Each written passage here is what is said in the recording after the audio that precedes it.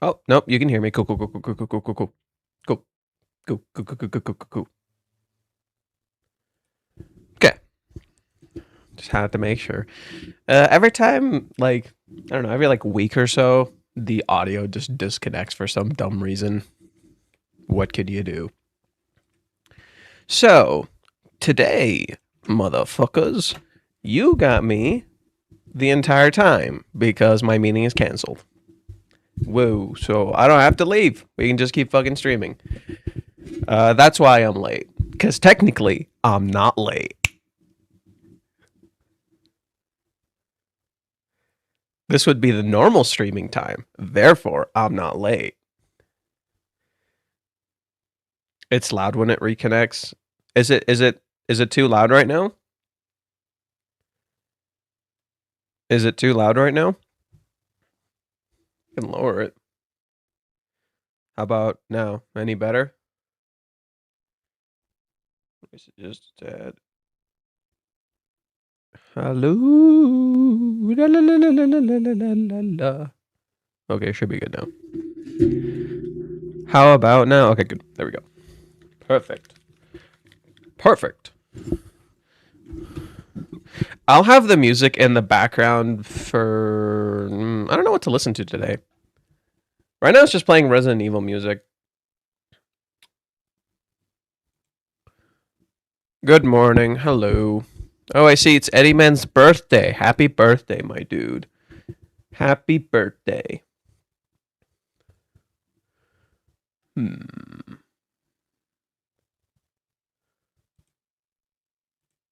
Alrighty. We need some Final Fantasy VII tracks. Okay, I gotta lower the volume for those just a tad. I guess I'll go from Rebirth.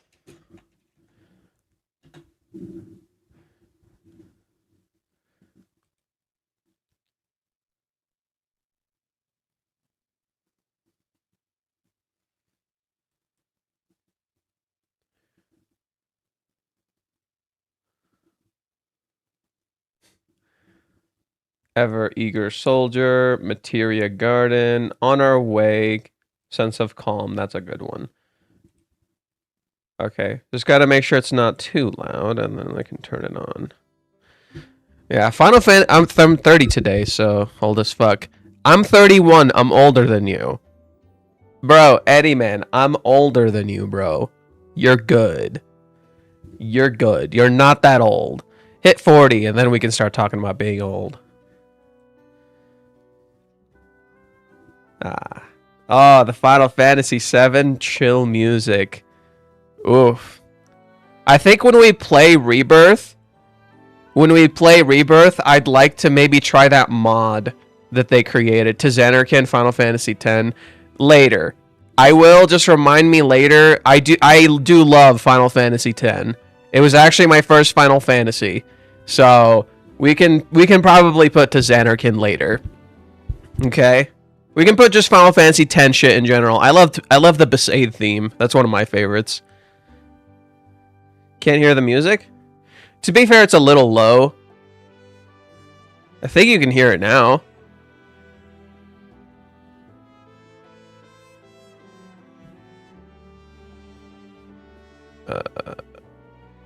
Okay. Okay. The thing should start.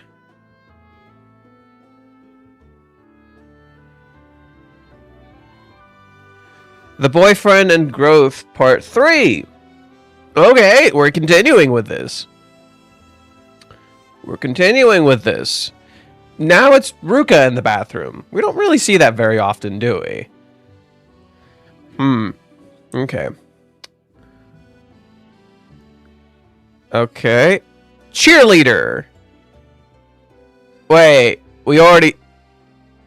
He looks pretty bored. We already saw this in the date when Kazuya asked Chizuru out. Kazuya was a football player and everything. What the hell? Okay. What did I talk about Why did I talk about me and Kazuya with someone I barely even know?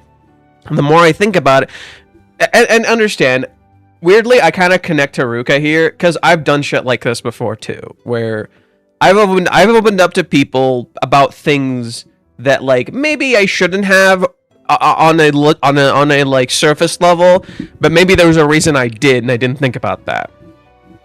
The more I think about it, okay. I don't even like him. There's just something about him that makes you end up saying things. The Umi Führers. The Umi Führers. Maybe I shouldn't say it like that because it sounds like Führer. Man, the Umi... I don't know, the people who fear him. He practically knew about us anyway, since he saw us linking arms. He might tell Chizuru-san about it. Kazuya-san will definitely hate me then. Would he? Chizuru should already know that. Your mic level might be too high. Oh, okay. I asked that earlier. People were like, it's not high, it's fine. Okay, how about now? I lowered it a little bit. How about now? Anyone like it now? How is it now? No, we good? Is the mic volume better? It's good? Now it's good? Okay. Fine, let's reread the intro. Oh my god, Ruka in the bathroom? We haven't seen that. Oh, Kazuya is dressed like a cheerleader. Or sorry, Ruka's dressed like a cheerleader. And Kazuya is playing American football. We haven't seen that before. Oh, wait, no, we have. We saw it when Kazuya was asking Chizuru out. That's weird. And then, oh, let's go read what Ruka had to say. What did I talk about on Kazuya-san someone barely even know? I relate to that for some reason. The more I think about it, I don't even like him. There's something about him that makes you end up just saying things. Also, Ruka splashing. She's literally doing her arm shaking thing, but in the water. He practically knew about us anyway, since he saw us linking arms. He might tell Chizuru-san about it. Kazuya-kun will definitely hate me then. Okay, this music doesn't fit. As much as I like this music, it does not fit. I need something else. Queen's Blood is good, bro. I fucking love Queen's Blood. The music does not fit. Grasslands, a new journey begins. There we go. There we go. That's... Oh, that still kind of doesn't fit. Shit. Maybe just normal Final Fantasy VII music then. FF7 norm OST. Just the normal, basic bitch music. Okay, from the top, let's mosey.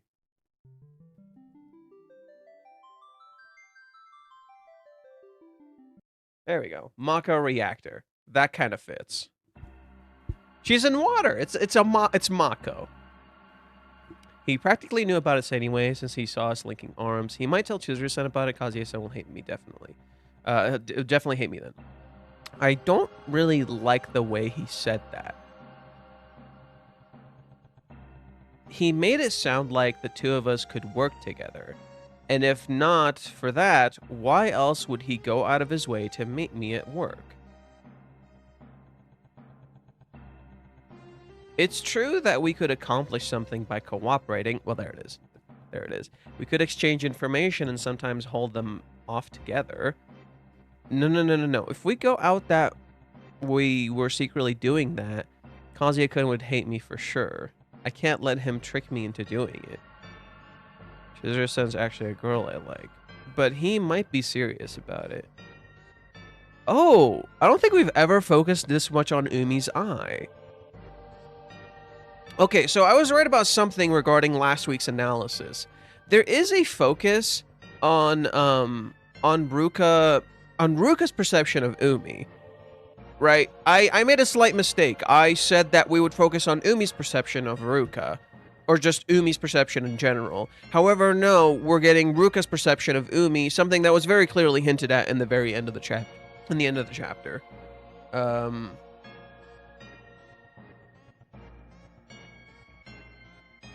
Sorry, just banning someone really quick. Okay. It's not good to judge people by how they look. He does seem shallow, though. And if he weren't serious, I doubt he'd try and pry as much as he did. Right? There's this focus on Umi's eye here. That's really interesting. Reiji clearly redrew that. In that case, would it really be so bad? Yes. Again, she's in shadow. Even if it's a little unfair, I can't bring myself to give up, and I'm super confident that I can make him happier. Oh, you little fool. Damn it, every time I click somewhere else, it does that. It's kind of annoying. Come on, come on. Let me. Jesus. Besides, they're the ones who were sneaking behind everyone's back first. Oh, that's so funny. Ruga's so funny. Right, constantly drawn in shadows. Very hypocritical. Like, she's sneaking around everyone's back now. What's the difference? Oh, just remembering it makes my heart pound. If something like that happened, I couldn't help but get my hopes up again. That's how Kazuya fucked up! That's how Kazuya fucked up! I wonder if he thought my reaction was strange. I can't. I need to cool off. I'm burning up. Straight to the boobies, eh? If we could fall in love with each other without spoiling anything, I'd be happy. I'd be so happy. That's not how the world works.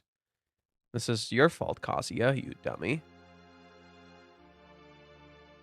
Ironically, low-key right. Low-key. Ruka, make sure you don't get too hot in there. Ah, sorry, I'm getting out now. Oh. Jesus, Kazuya, what the fuck's going on? Bro, what are you doing? Jesus!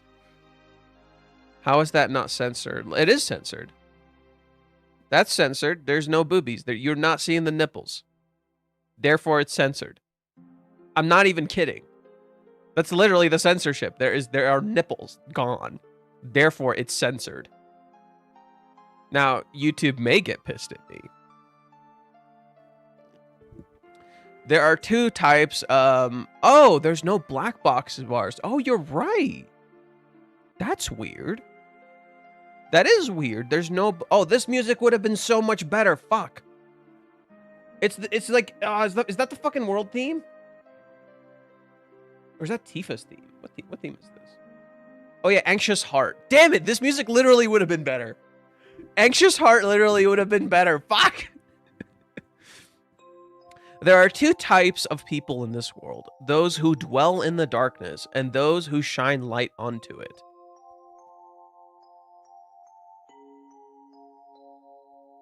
Why does it sound like Kingdom Hearts straight up? There are two types of the people in the world. Those who dwell in the darkness and those who shine light onto it.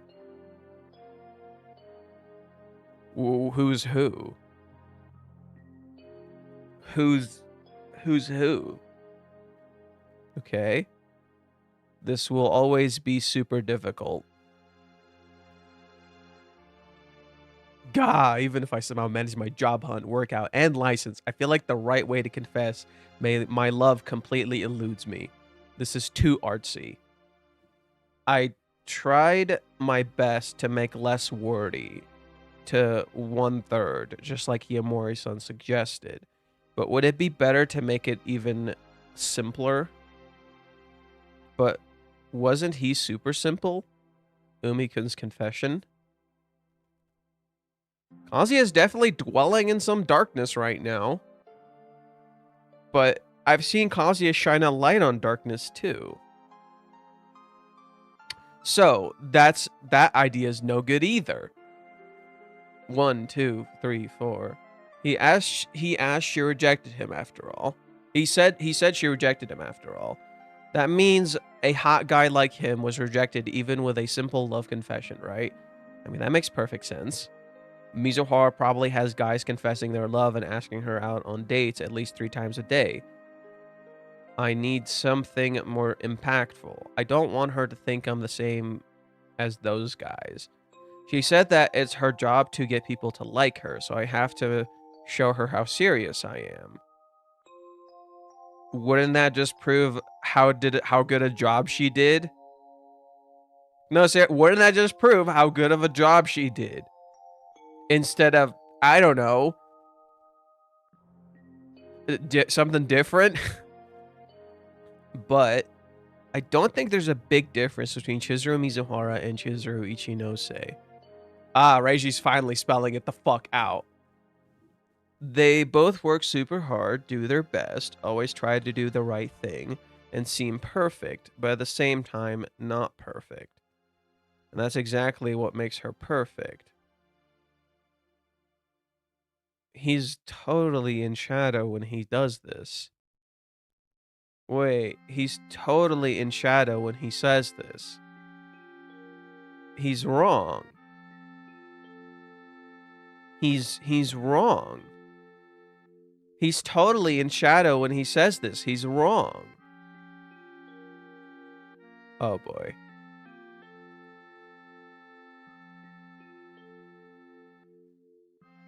I don't think there's a big difference between Chizuru Mizuhara and Chizuru Ichinose. I love Mizuhara. That's what I wanted to date. There is a difference and there isn't.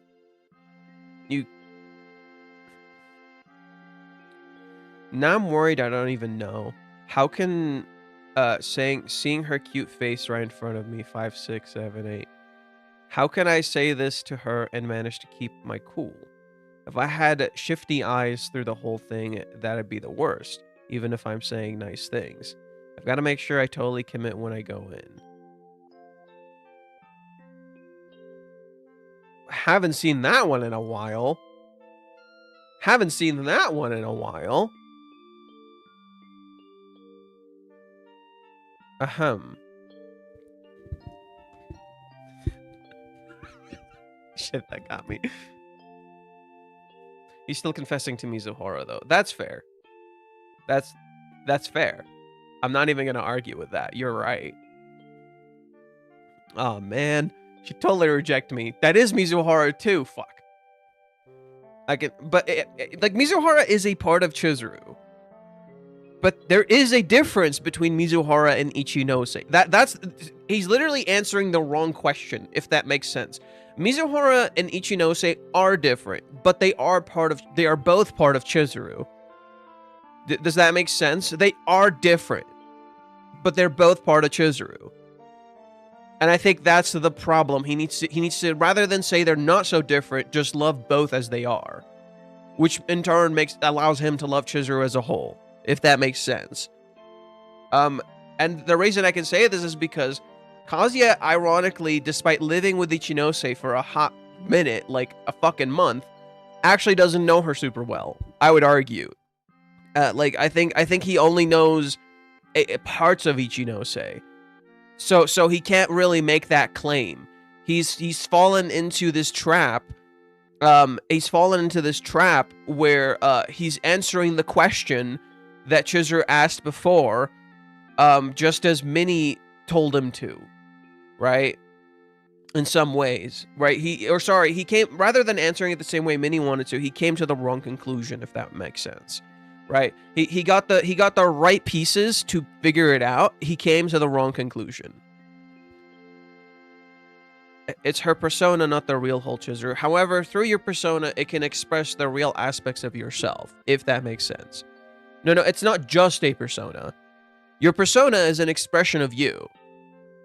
That's just the truth. Your persona, the mirror you look at, the act that you do, it's an expression of you. So yes, it's both a mirror, right? So they're acting, they're not really like being their true self, and yet a window, because you're actually seeing this person too. At the same time, it's not the whole person. You're just getting glimpses of this person, pieces of who they are, not the actual full thing, you know? And I think that's where Kazuya is making his mistake. He's mistaking a window for actually being with the person.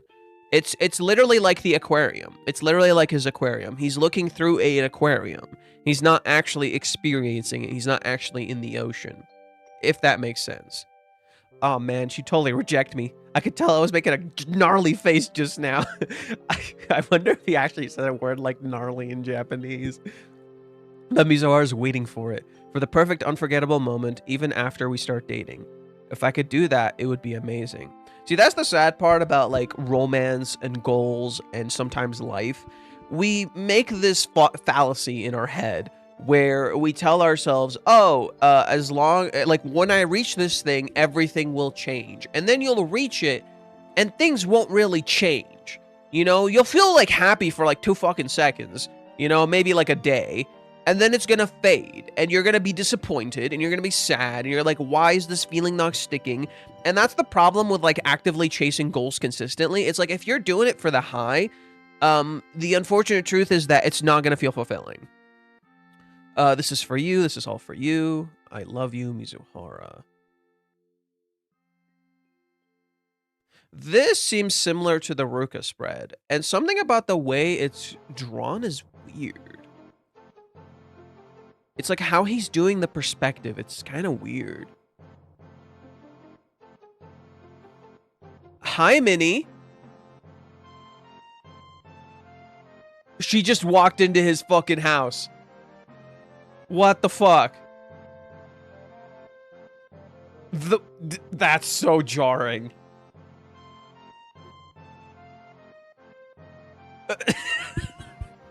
Minnie, what the fuck? Minnie, what the fuck? Right as this happens, it plays Byrd's theme. That's so funny.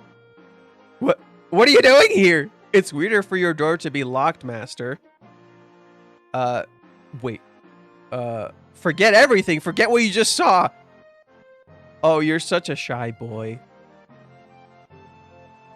Wait for me. I'm coming, Mizuhara. Look at this from a different context. I'm not kidding. Look at this from a different context.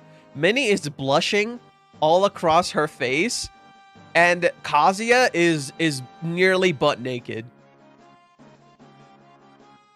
Just look at this from like a different perspective. She's blushing across. Like, look at that blush. Look at that smile. And Kazuya is nearly butt ass naked. It's just Ruka with a different tint. It's Ruka with a different tint. Bruh. Did she just break in? Yeah, she does that all the time.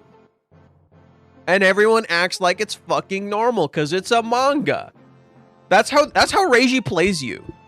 That's how Reiji plays you. It's a manga, therefore Minnie's actions are totally justified. That's how Reiji gets you, bro.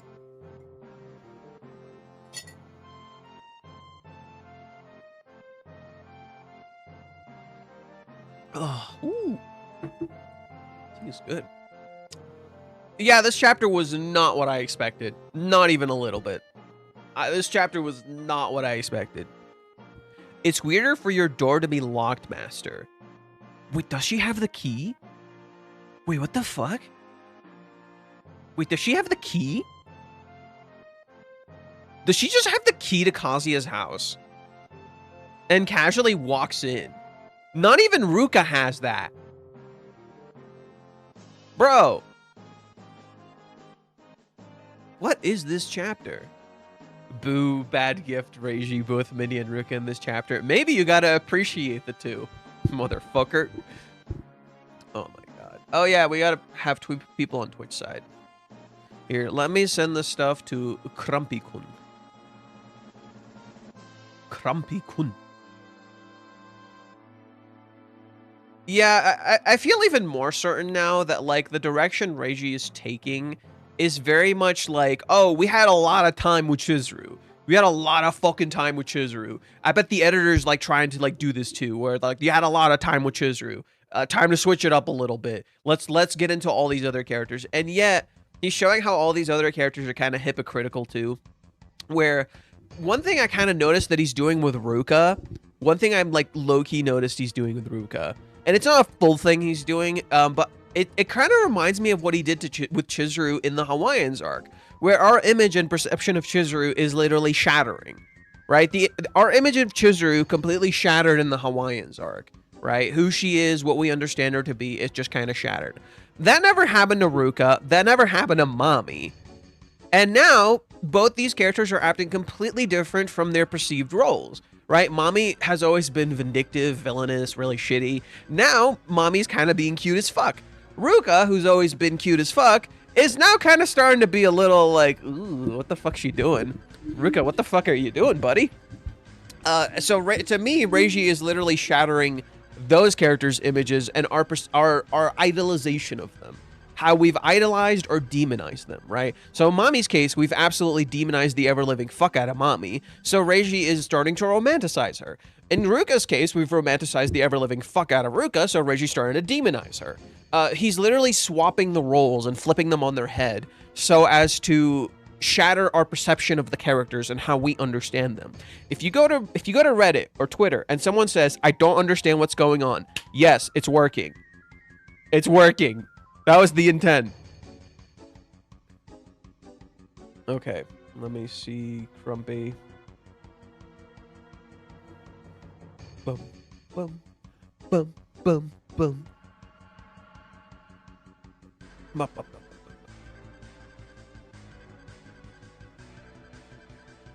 FF7 music rules. Man, we really gotta catch up with our gaming streams. I'm a little behind.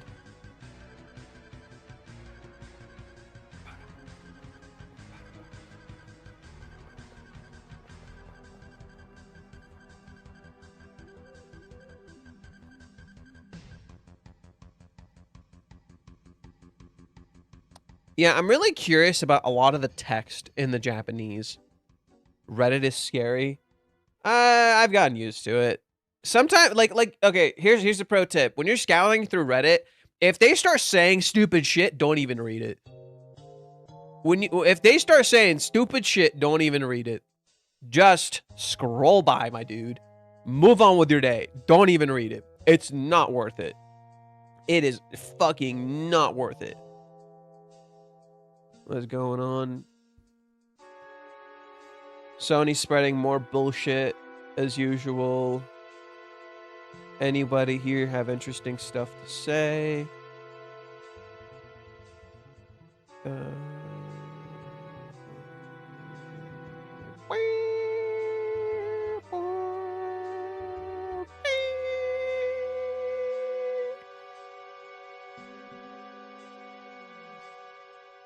Trying to see if any Japanese fans had shit to say. Okay, here's some. Translate to English. What do we got? Is Yamori his girlfriend? She just walked into his room like it was nothing, even though Kazuya might be beating the meat. That's the funniest comment. That is the first comment, bro. That's the first comment, bro. That's the first fucking comment, bro. Right? Like, out of context. Right? This doesn't look very normal. Like, this looks like his girlfriend. He looks like he just confessed to his girlfriend. Right? Minnie looks like his girlfriend. Like, look at her! She even has a ribbon! Minnie's even got a fucking ribbon. She's like, this is the guy I love. Right? Out of context, this is the guy I love. I fucking love him. Look at her face! And look at how they're literally... Chizuru is literally stuck between them. That's such a perfect shot. Chizuru is literally stuck between the two. Right? He's not confessing to Chizuru. It looks like he just confessed to Minnie. Right? It literally looks like he just confessed to Minnie. He didn't confess to Chizuru. Minnie looks like he just confessed to her, and she's happy to hear his confession. And she's like, I love you too. That's literally what it looks like.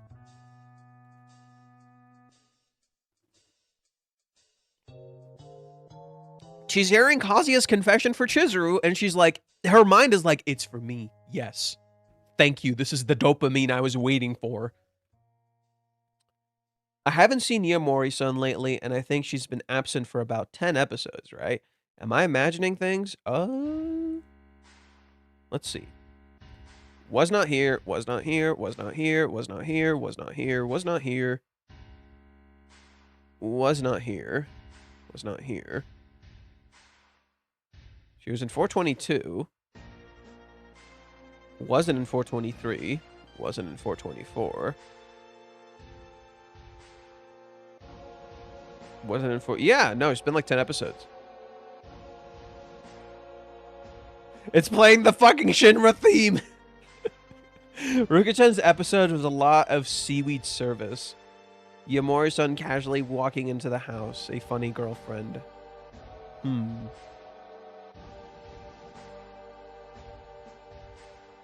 bang, bang, bang, bang,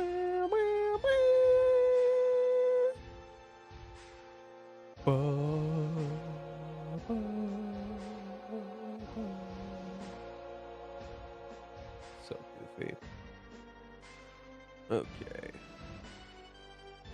Oh yeah, who here got to see the Odyssey? I still haven't. I still have not gotten to see the Odyssey yet.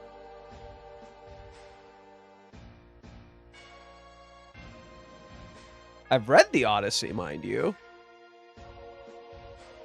I think I might have also read the Iliad. I don't remember if I read the Iliad, but I'm like pretty sure I've read the Odyssey.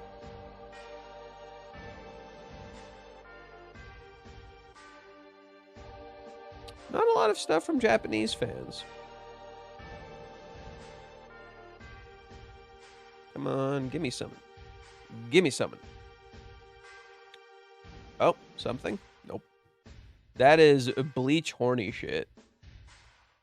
Boom, boom, boom, boom, bing, bing, bing. Okay, there we go. Some stuff from Japanese fans. Let's hear what they had to say.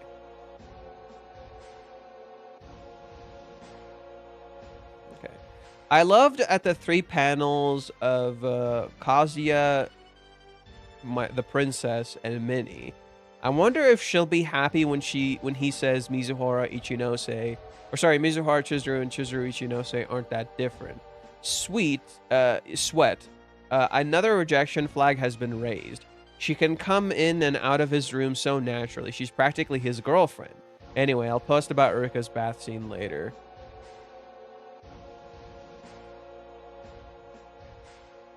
Okay.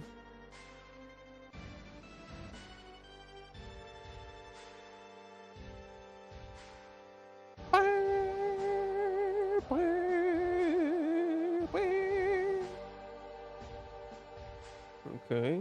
Ruka fans, are you rejoicing? I will say this, and please don't hate me for this. A lot of Ruka fans are fucking weird. A lot of Ruka fans are fucking weird. And I think they low-key get it from Ruka herself. Low-key they get it from Ruka herself. They get so fucking heated. They get, like, I kind of just try not to engage with a lot of Ruka fans. Like, the only one I engage with is this one, I think. Mostly because he's an artist. This person's an artist. And usually artists are, like, can be kind of chill. Right? So whenever it's, like, artists, like, I engage. But, like, whenever it's, like very intense Ruka fans, I kind of just fucking avoid it. Like, they just get too heated, bro. Like, they get mad and angry. I'm like, chill, bro. You need to disassociate a little. It is a manga eventually. Like, I love these characters to fucking death. I love them. But I even draw limits myself, you know? Like I can recognize when characters do wrong things. I'm not spreading misinformation about your character.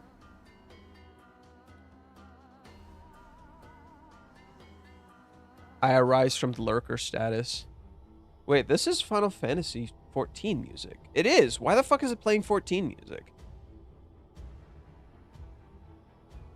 Ugh, I fucking hate this boss. Here we go. What?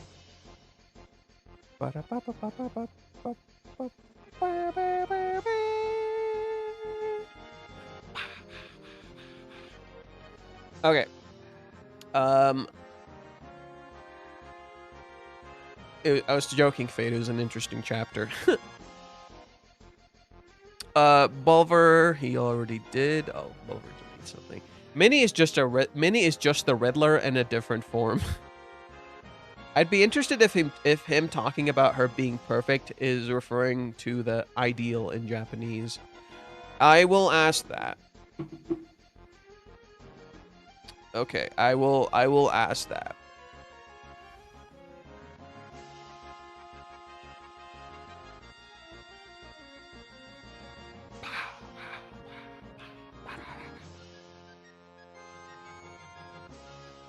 when Kazuya is talking about Chizuru being perfect. Perfect.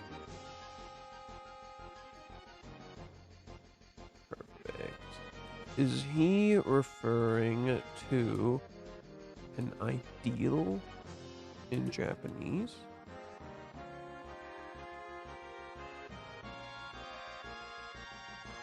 Then I'll grab this one too. He says perfect here.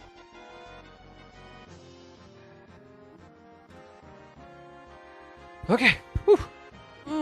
Man. This was, I'll be real, this wasn't quite what I was expecting for the chapter.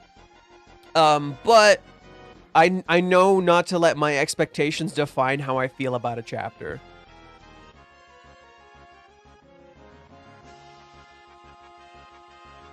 Bro, Twitter is like stretching the term safe for work.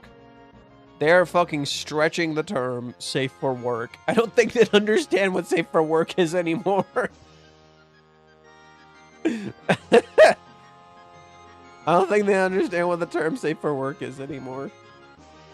Okay, mini fans commented.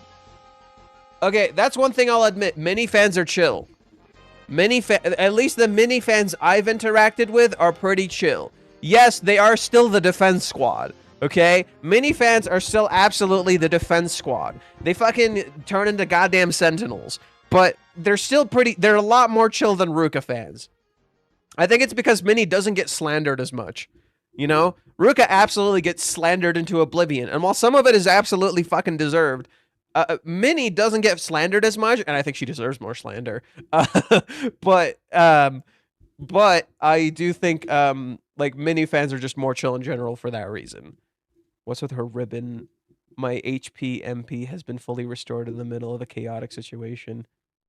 No, dude, ribbons make you immune to status effect.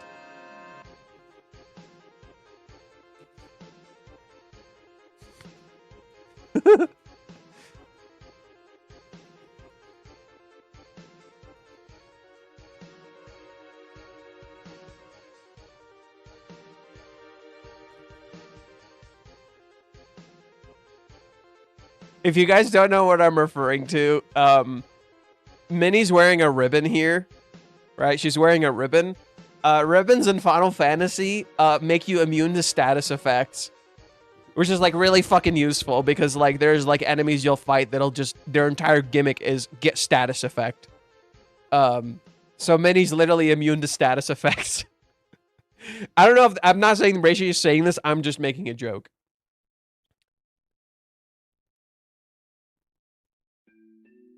I've always wanted a scenario where Kazuya misunderstands something and distances himself from Mizuhara.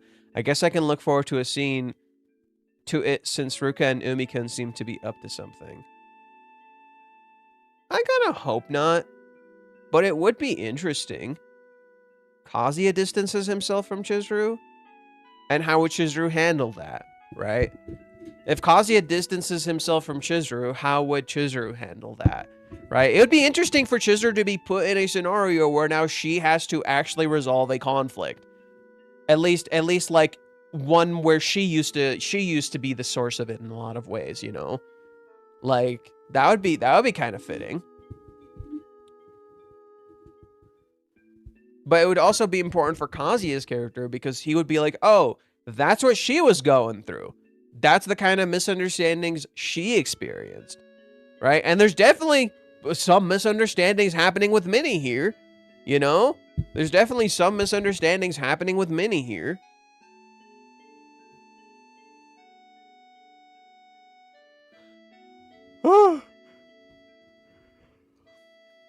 Okay.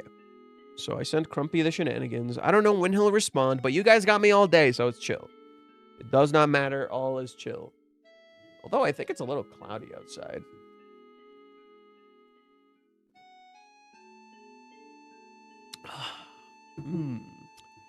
Tea. I don't see a whole lot from other Japanese fans. Can't be helped. Oh, okay. Never mind. Here's more. Here's more. Okay.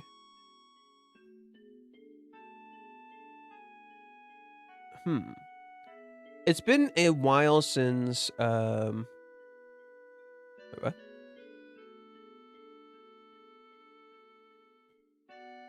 Oh, that's something completely different. It's been a while since we've seen her. I'm so happy. Minnie, I'm assuming. The cat ear ribbon is so cute. Her warm gaze is like that of a Madonna.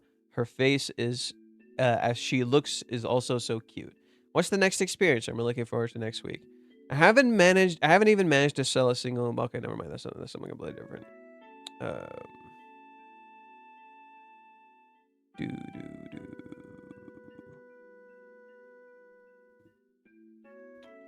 Chill and overcast is like the best, plus a bit of a drizzle.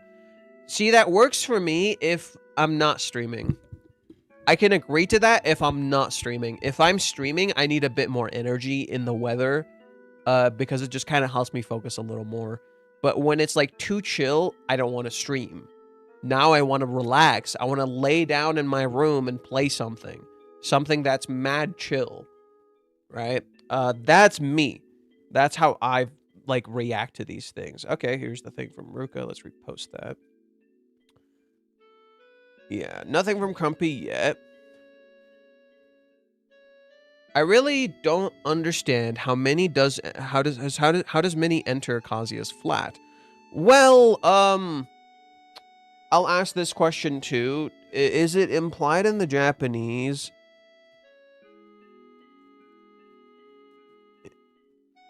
In the Japanese, that Minnie has Kazuya's key.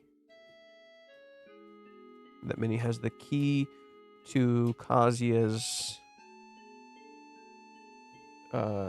place.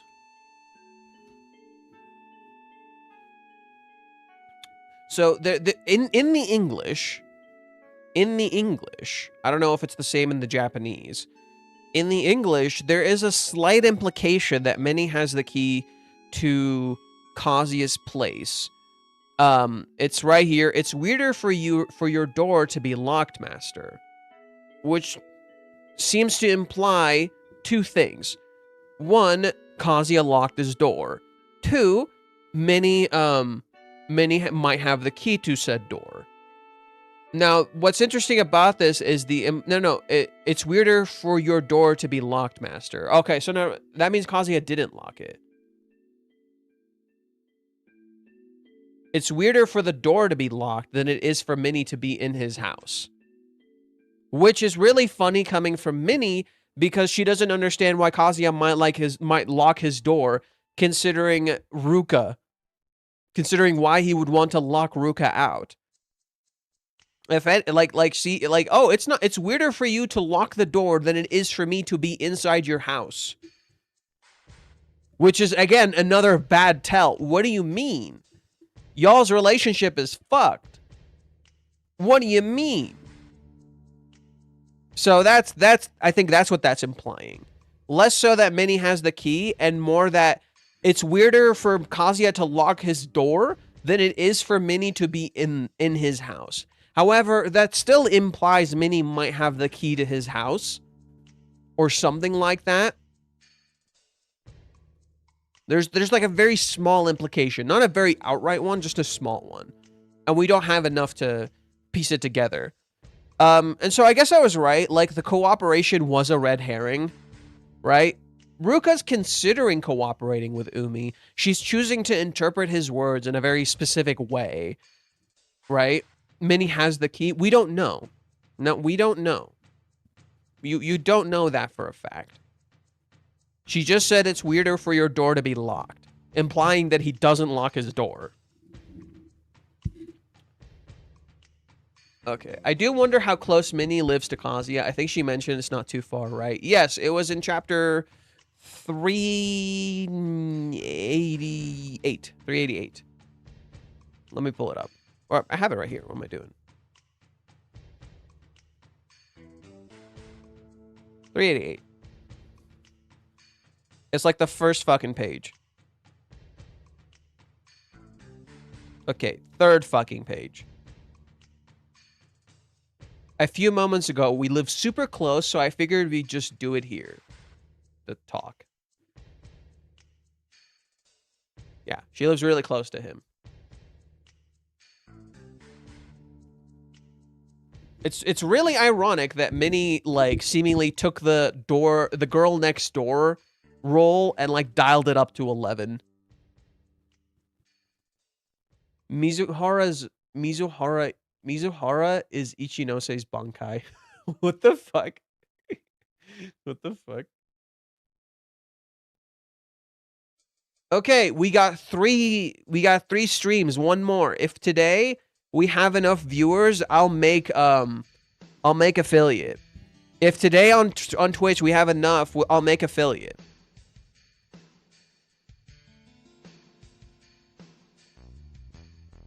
The reason for the locked door is Ruka. Now he can tell Minnie about it. Yes, but what I'm saying is Minnie doesn't consider, like, the implications of the word she spoke. She's too busy being in La La Land that she's not thinking about why Kazuya would lock the door, or why her being in his house is very invasive.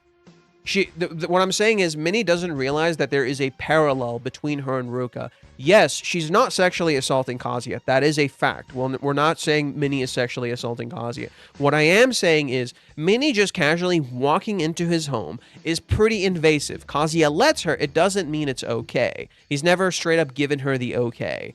But she does it anyway, right? She walks into his house constantly without his permission, right? She doesn't knock. She just comes in. And that is very invasive. Considering Kazuya was sexually assaulted and Ruka broke into his house, there is a parallel between what Minnie is doing and what Kazuya and what Ruka did. In particular, the invasive nature of their actions and how they don't consider that. Now, like I said, the whole point of Minnie's character is like she's an inverse of Ruka. In that way, they are very similar. They just might not immediately realize it. There's even visual symbolism of this in the anime, in Season 6's announcement thing. Here, let me show you. We talked about this last time, but here, let's take a look at the Season 6 announcement. Ruka is falling towards Minnie, Mami is towards Chizuru. There is a parallel between Chizuru and Mami, and there is a parallel between Ruka and Minnie. And then Sumi is in the middle, between the two, right? She kind of aligns a little bit with Kazuya, but she's literally between these two and can understand both of them and vibe with both of them, right? They both parallel Sumi, but Mami parallels Chizuru, right? And then she also kind of matches Ruka in some ways, but then Ruka parallels Minnie, right? Ruka has blue ribbons that go up. Minnie has blue streaks that go down, right? There is an inherent parallel between these characters. And it's not the first time Minnie walks into his room. He's been like this from the beginning. Yeah, he just kind of lets people walk all over him. I was watching this. My mom was showing me this show. It's like this German show called Mindful Murder or something like that, or Mindfully Murder or some shit like that. Weird fucking show. I wasn't super into it, but some of the things they were saying in the show is really interesting. The reason it's called Mindful is because there is a like the main character develops like this mindfulness, and mindfulness is pretty much like not just being like super aware and all that shit, but rather like control over your mind in a sense of in that, if that makes sense. And there's a part that's really interesting where the guy he's talking to, his mindfulness coach, is talking to him about what freedom is. And he's like, freedom isn't simply your ability to do whatever the fuck you want. That's not what freedom is. Freedom is being able to say no. To decide for yourself what you wish to do. Not to do whatever the fuck you want. So when you can say no to someone, that is true freedom. Because that is your choice. You didn't let someone else tell you what to do. And I cannot believe like how fittingly this matches the current narrative. Right? Because Kazuya, well, literally doesn't say no. He doesn't lock his door. He doesn't shut people out. Right? This shot in particular here has me really interested. How Kazuya just looks really fucking bored. right? There's a goddamn cheerleader in front of him, and he's like, yup, that's a cheerleader. I don't give a shit. Right? There's a fucking cheerleader in front of him. He doesn't care. Right? But then there's the one I was thinking of that kind of matches this one. Let me pull it up.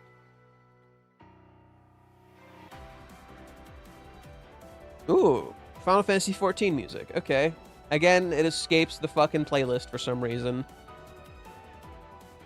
I think YouTube is like immune to letting the playlist play out. Okay, is it 314? No, that's the astronaut. 315?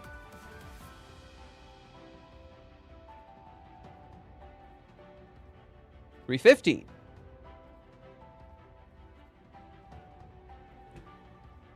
$3.15. Number 7 on him here. Number 2. Very different attitudes.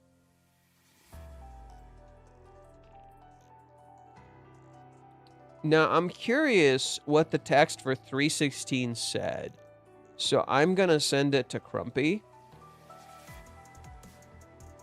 Yeah, I'm curious what the opening text for 316 said. So I'm going to send that to Crumpy too. When you get a chance...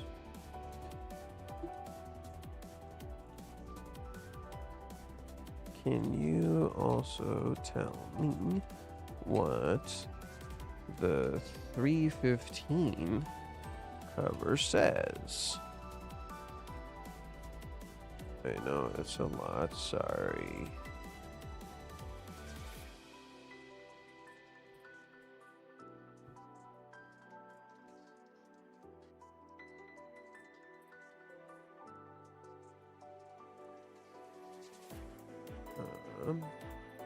Shit. Let's go. Okay. Crumpy seems to have seen the stuff, so that's good.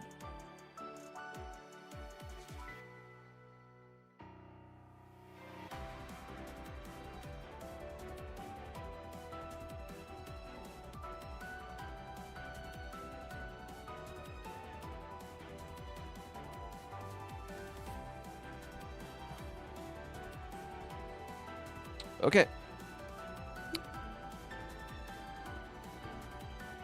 Ah, 14 always cooks with its music. 14 always cooks. Okay. Nothing else on Twitter.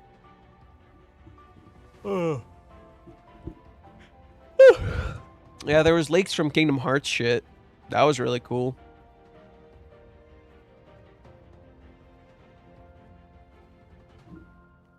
But yeah, the more I read this manga, the more I become convinced, that,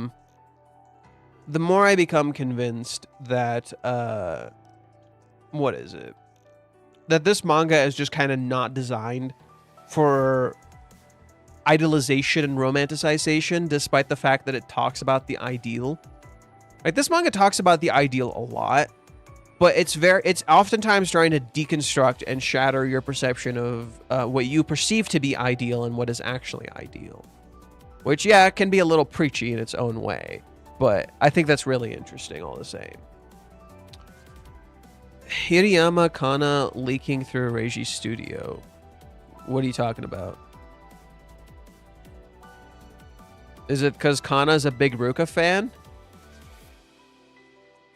I'm confused. Did she say something?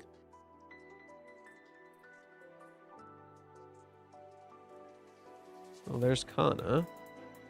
Nope, she didn't say anything. Check Minnie's face later.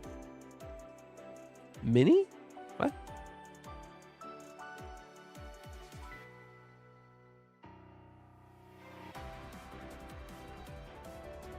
Oh, like the way Minnie's face is drawn looks like Kana's work? Yeah, kinda. Okay, if that's what you mean, I kinda see it. I mean, we don't often see characters smile like this, So that is like, that's probably why you see that. That's probably why you see that. But understand, like, a lot of artists are very, like, a lot of artists are inspired by their anime counterparts. So for instance, go read what the original Naruto looked like, and then read Naruto after the anime was adapted. And Kishimoto literally, like, straight up says he changed his art style to match the anime. Now, this isn't what Reiji is doing. Reiji clearly does not do this. But a lot of artists take inspiration from the way their characters are depicted in the anime. This isn't the first time. We've had something like this before. And I would argue much, much earlier. We've definitely had something like this before and much, much earlier. I guess I don't have it here. I'll pull it up. Like, this is absolutely not the first time.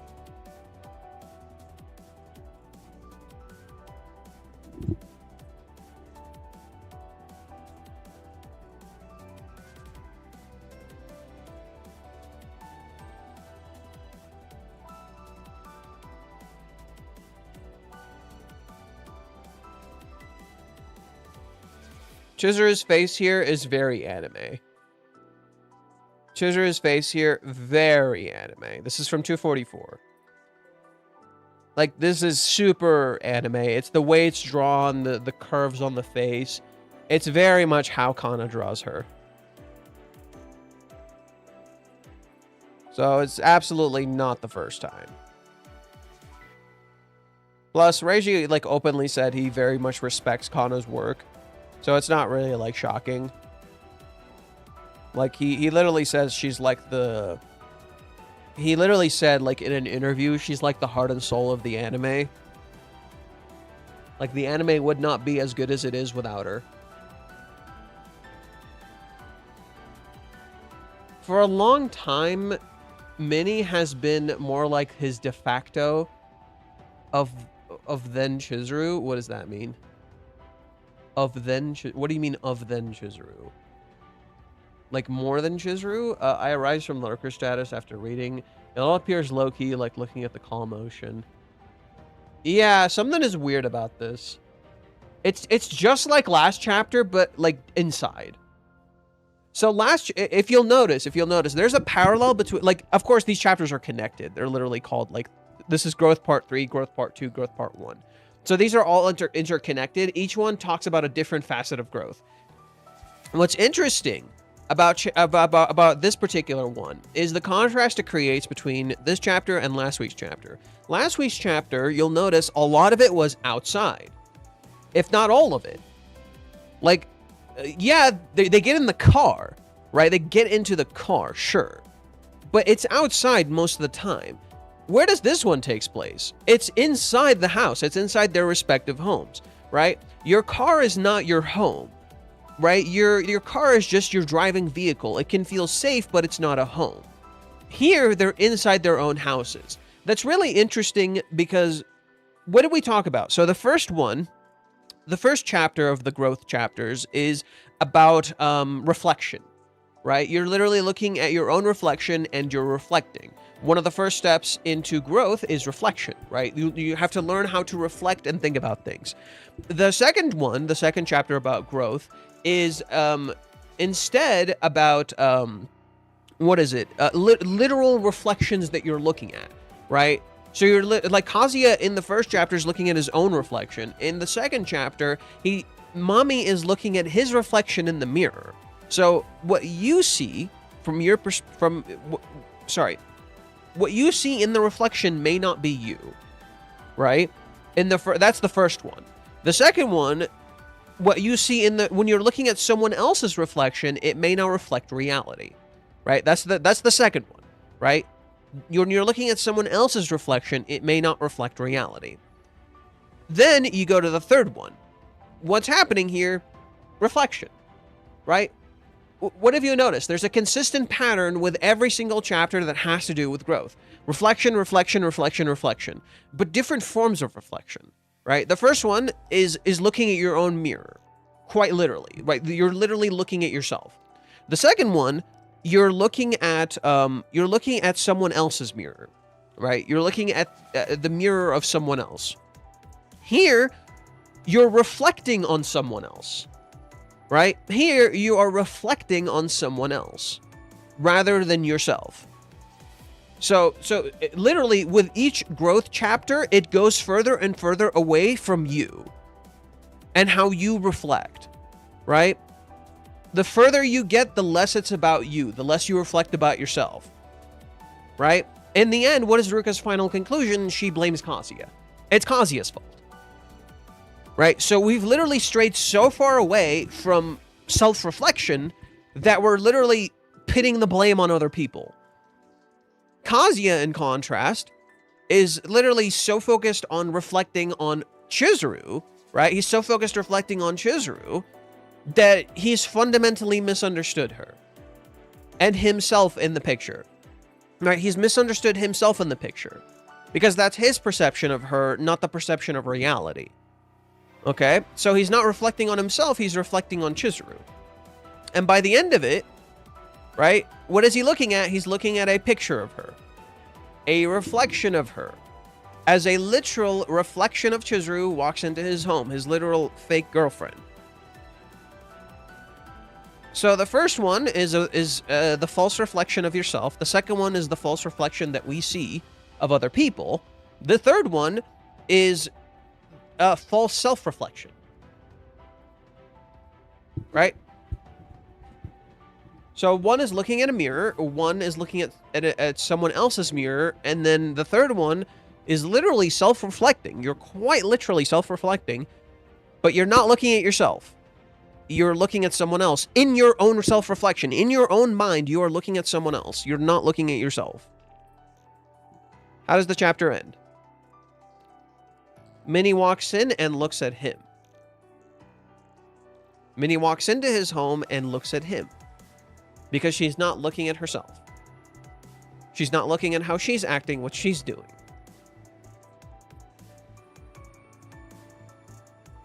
This is like the illusion of self-reflection.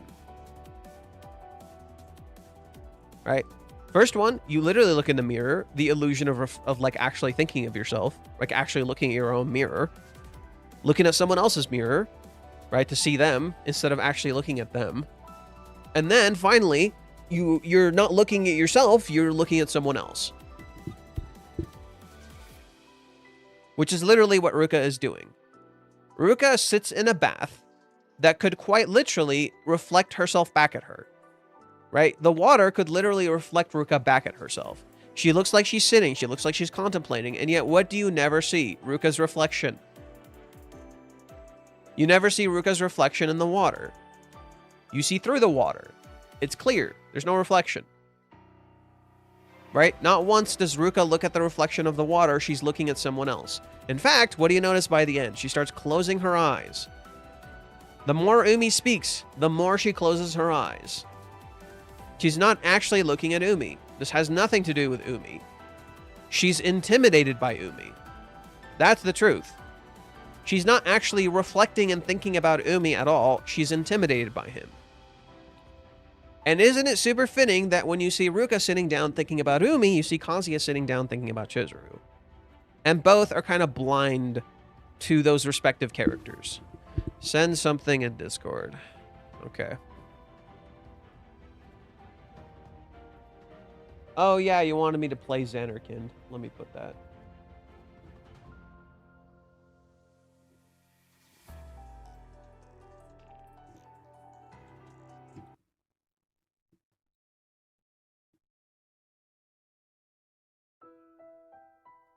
There we go. To Xanarkand.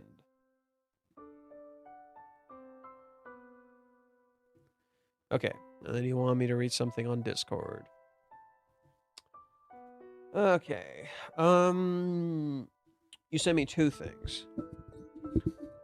The chapter opens by delaying Ruka's thoughts. Instead of immediately returning to the conversation with Umi, it begins with the shower and the exterior of the house before finally revealing Ruka.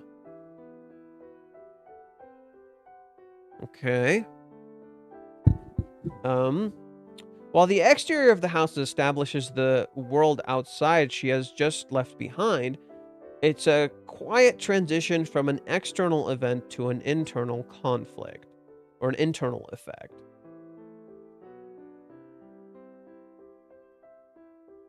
Okay, I kind of see that. One thing I will point out, though, I want you to notice how Ruka's house looks, right? This doesn't look like Ruka's house. Now, that could just be the way they drew it. Absolutely. I would say the bigger focus is the moon. I would say the bigger focus in this picture is absolutely the moon rather than Ruka's house, because Ruka's house looks very vague, right? It is Ruka's house. The other thing to focus on that I want you to look at is the power lines, right? I want you to look at the power lines. Look at what the power lines are doing. They're cutting through the house. They're cutting through the sky, but only one of them actually cuts through the sky, right? It's like there is an inherent divide between Ruka's house and the love she desires. There's literally an inherent divide between the moon, right? A literal line is drawn through the sky between the moon and Ruka's place, right? And there's 3 lines right here reflecting the 3 characters present. Not Chizuru, but Ruka, Umi, and Kazuya. Right? Not once does Ruka think of Chizuru here. Right? All of it is Kazuya, Umi, and herself.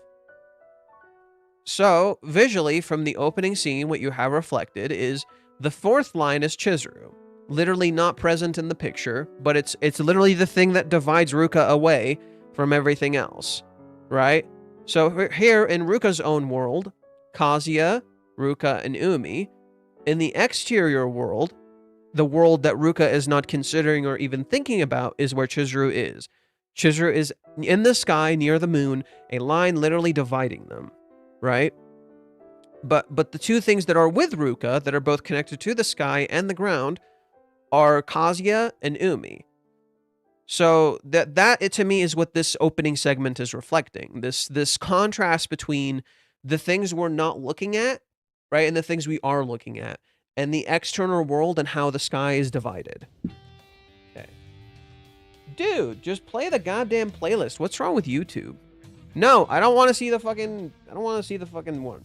Oh, fuck. Okay. Where's the Besaid theme? I like the Besaid theme. I don't know why it's, like, not continuing the playlist. Just keep going with the playlist. It's not that hard. Don't let the video loop. There we go. Okay, where is the shit? Where's my shit? Besaid! I love this theme. Okay, let's continue reading what they wrote. Okay. Even the flashback to Umi calling her Kazuya's temporary girlfriend. When does Umi call her her temporary girlfriend? When she tells him she's his temporary girlfriend? Okay. It's kept small. Reiji doesn't revisit the entire conversation because the event itself is no longer the focus. The small panel simply anchors the memory, while the rest of the pages stay with Ruka, emphasizing that the chapter is interested less in what was said than how she's processing it now. And more so how those words stick with her. It's more about very specific words that Umi spoke. No, so that's not quite it. What you're describing is not quite it. The words that you're getting are very specific. You're not seeing the entire conversation. You're seeing very specific sets of words that Ruka specifically remembers. You're right in your deduction that the chapter is less interested in the entire conversation and more specifically about what Ruka takes away from the conversation. You're right. What you're missing, in my opinion, is a sense of repetition of certain things that you're being presented that Ruka is recalling. However, you're getting a lot of the conversation. It's just the important parts, right? The parts that stick with Ruka and how Ruka chooses to interpret these parts. This acts as a direct mirror to how Kazuya chooses to interpret certain things from Chizuru.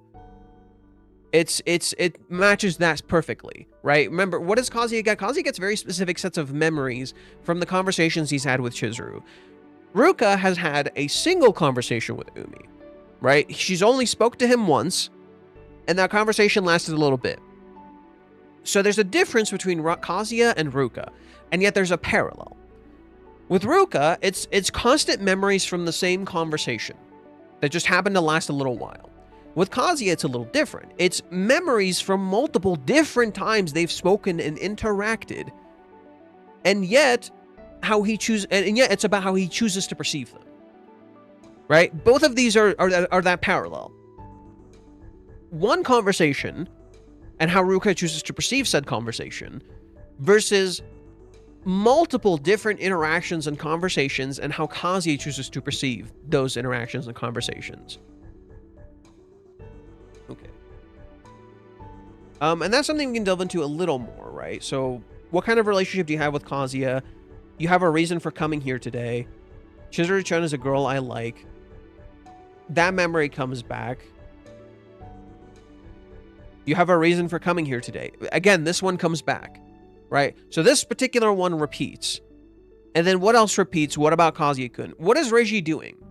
I want you guys to think about this very carefully. What is Reiji doing?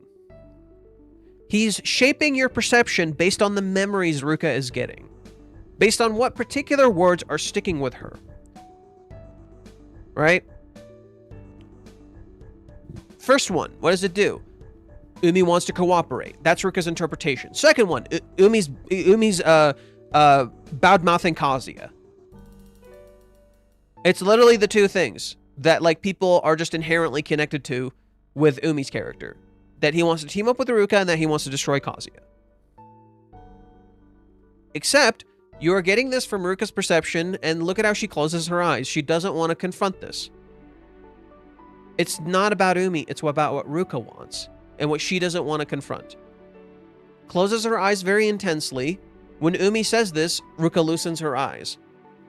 When she talks here, guess what? She seemingly starts blaming Kazuya based on what Umi said. Except Umi never blamed Kazuya. All Umi did was point out Ruka's fallacy. That's all Umi did. He just pointed out Ruka's fallacy. Ruka chose to blame Kazuya. Right? Ruka's the one who chose to say, oh, it's all Kazuya's fault. And it's like she's admitting to what Umi said. That's pretty much what happened here. It's pretty much she's admitting to what Umi said. Seems like Ruka's denying reality. Seems like Ruka, more accurately, seems like Ruka doesn't want to face what Umi has to say. Even though he has a point. She did go there for some reason. Hey, oh, thank you, Crumpy. Thank you, man. I know I asked a lot, sorry. Okay, so let's read what Crumpy wrote. I think that takes a bit of priority here. Okay. First page. I'll continue what you wrote later, Goku. I just gotta continue with this for now. Ugh, okay. First page. The ripples that spread through her heart is only getting bigger.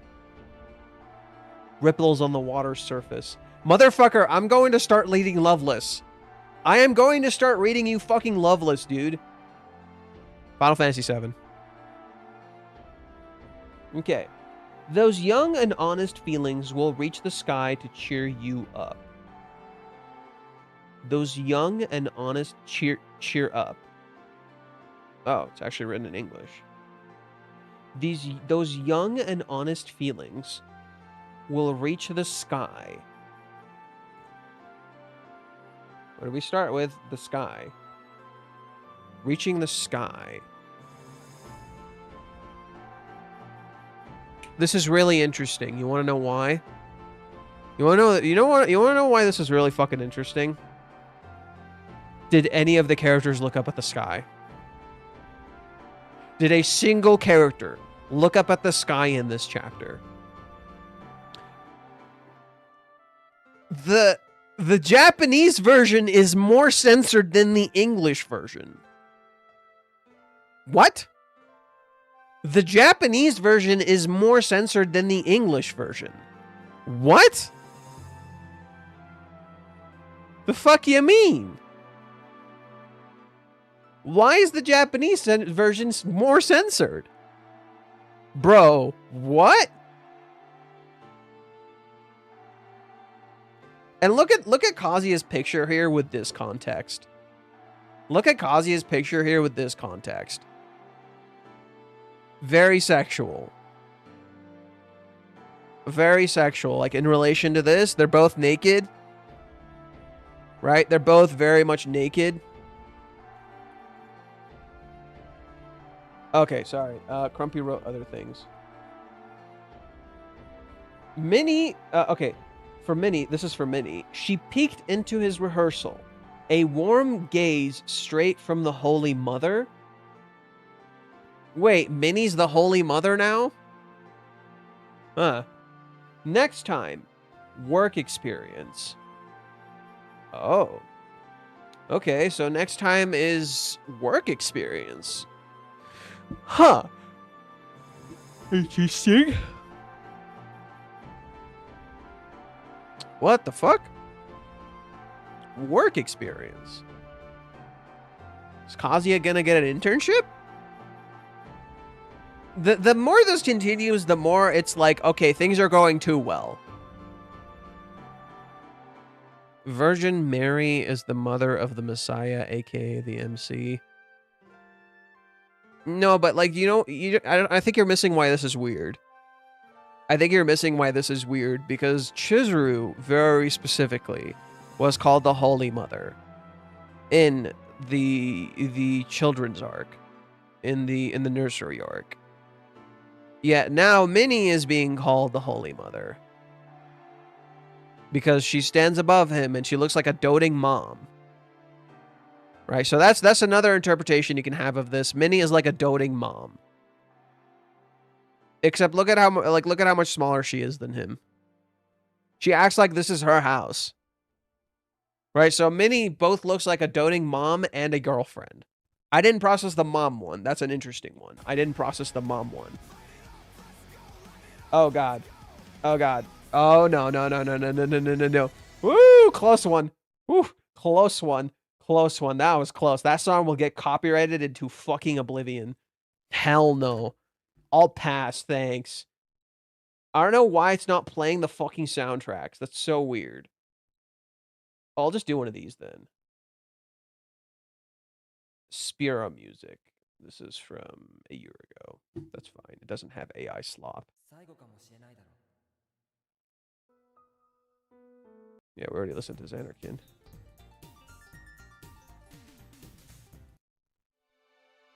Ooh, Titus' theme. Wasn't Mary also called the New Eve, though? I don't know. First I've heard of this.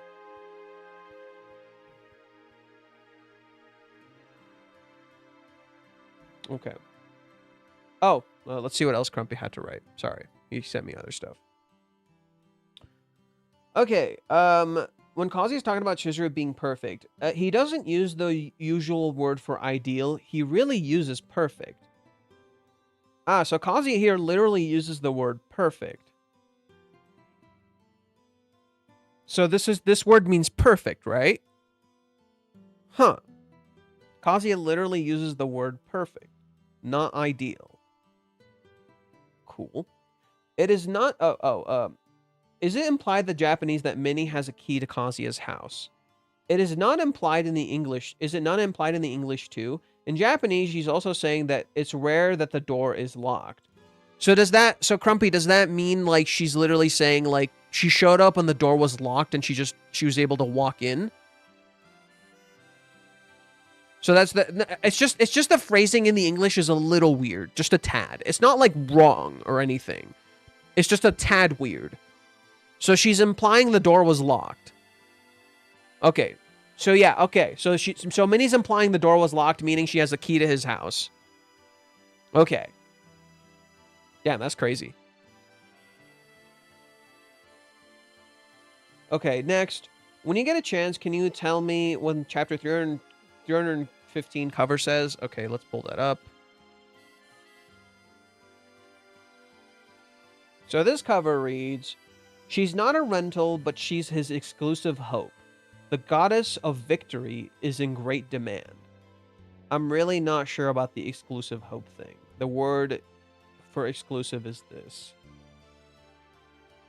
Oh. Exclusive attached to specialist. Interesting. Weird. Okay. Weird shit. Wait, what was Ruka's again? What was Ruka's?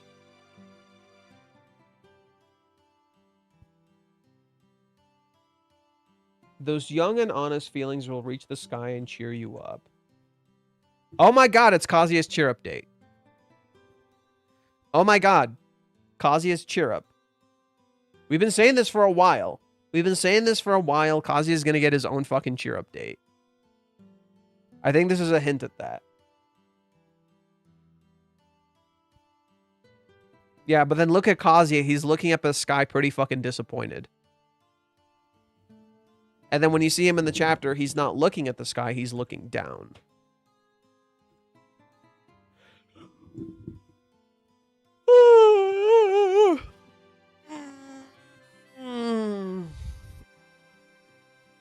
Oh, jeez.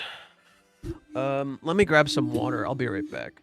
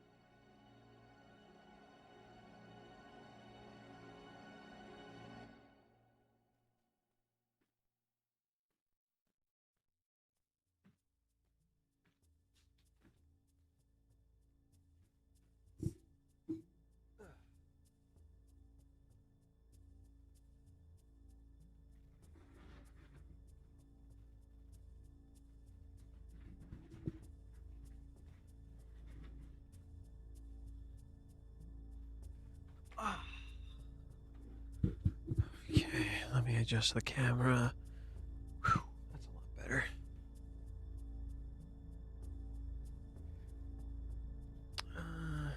How do I do this?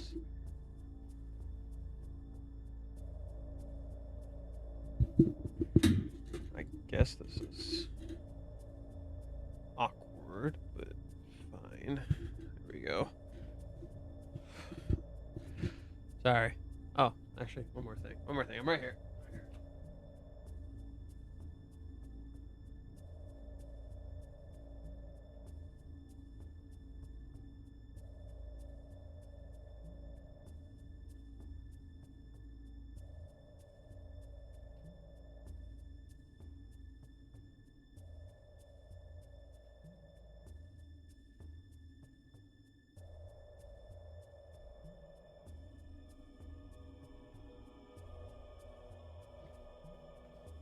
Sorry, I had to grab some Tums.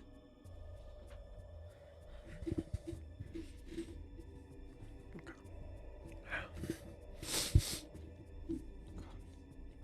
think I'm okay now. Ooh, shit.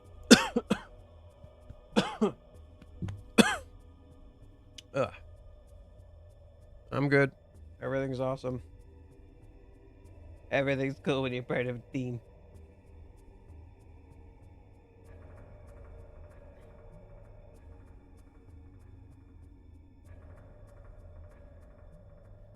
I mean, I guess I was right about some stuff. Umi is central to the chapter.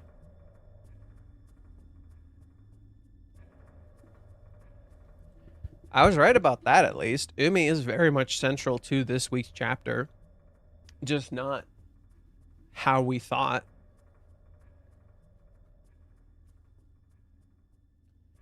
The Holy Mother.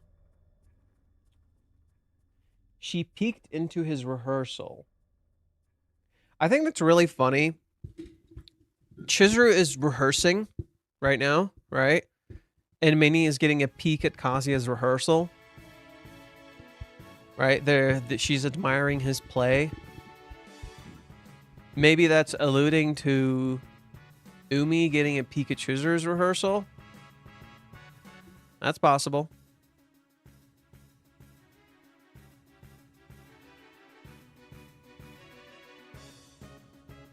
I wonder if next week's chapter is just about talking about work experience or if there's more.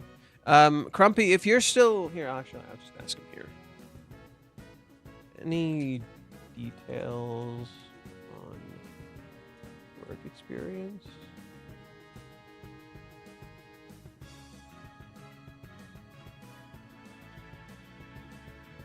Yeah, I feel the date with Chizuru now isn't going to be romance, but instead a date of realization, reflection, and acceptance. True. True. True, true, true. Her outfit kind of reminds me of the outfit they had in My Hero, I think, for when they were doing cheerleading. I'm not gonna bother looking it up. I'm not that interested. Okay, let me check Twitch side. Personally, I do think it implies that the door was locked and that it opened it.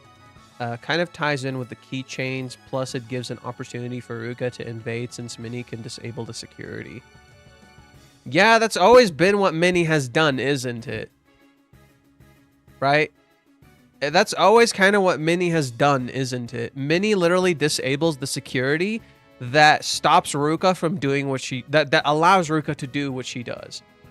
Right? So the security stops Ruka, Minnie disables the security so Ruka can get in. That's kind of always what Minnie has done. There was already set up for that in the past. So Minnie seemingly doing it now is kind of an implication of like Ruka possibly getting in the future.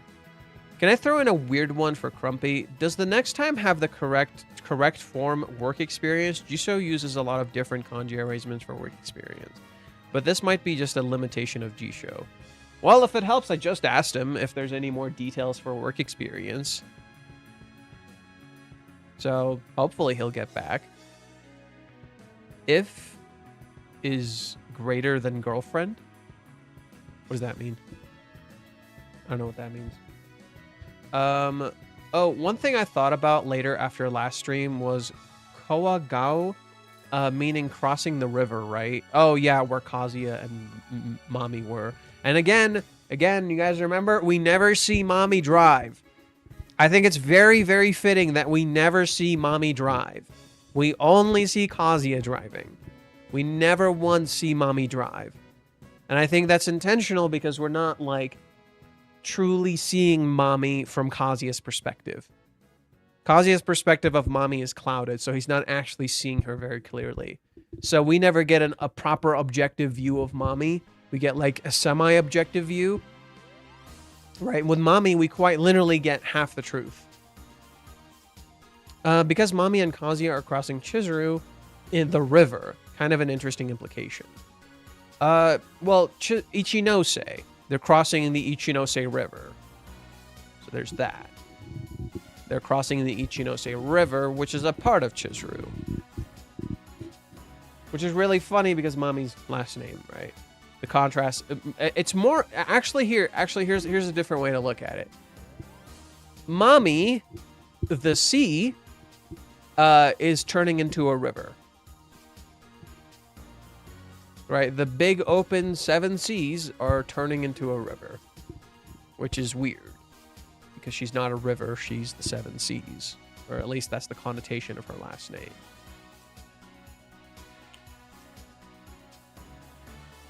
Oh. Oh. Well, I'm finally starting to feel a little better. I had to take some Tums because I was getting a bit of heartburn.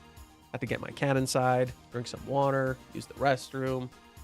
All the fucking shenanigans. And now I'm finally like, I can feel my body calming the fuck down. Oh, finally. Jesus. Yeah, if you guys are wondering like why I wasn't like as like 100% as usual, it's because of that. I also feel like I could have gotten a little more sleep. I got like 7 hours and 30 minutes, but I've started to realize I need at least like 8 to 9. I've just kind of come to that realization. I need at least 8 to 9 hours. So I sleep a little, I get a little more sleep than usual. Well, the 9-hour part. The 8-hour part is pretty normal.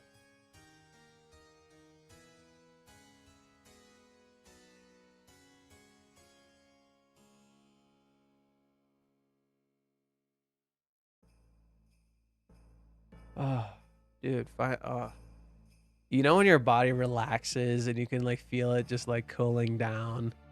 Yeah, that's me right now. I feel like this is what I would be sleeping in my bed right now if it weren't you for you fuckers. I'd just be like, oh, good shit. Just laying down. The high people get from drugs, I get from rest. The high people get from drugs, I get from rest. When I'm fucking tired of shit and then I finally relax, dude. Nothing beats that shit.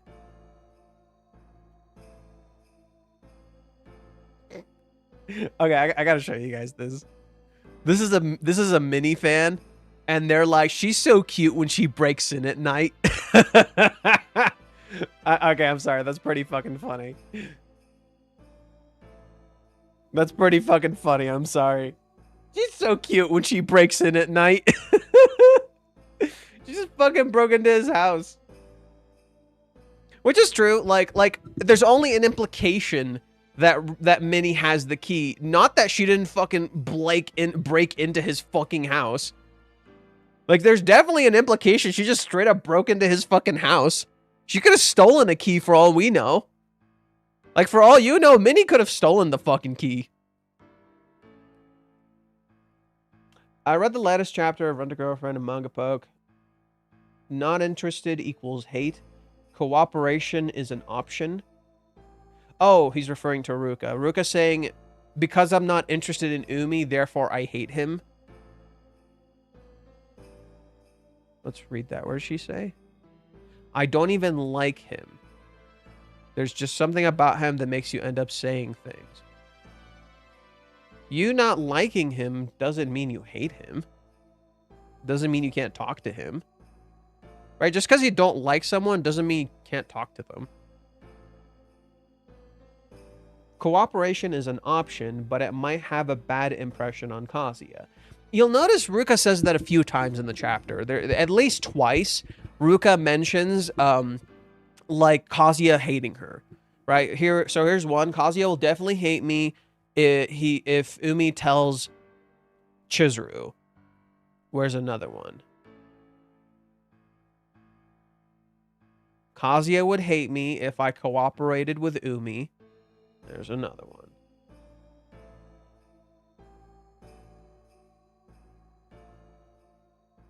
I'm confident I can make him happier. Right, and this is Umi's language. Well, not quite. No, actually, no, not quite. All Umi said is, I wish you would pick me. Or something like... He didn't say I could make you happier. He just said...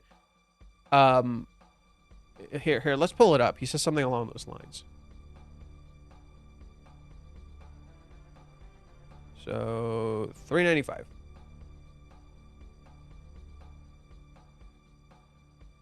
Okay, what does Umi say?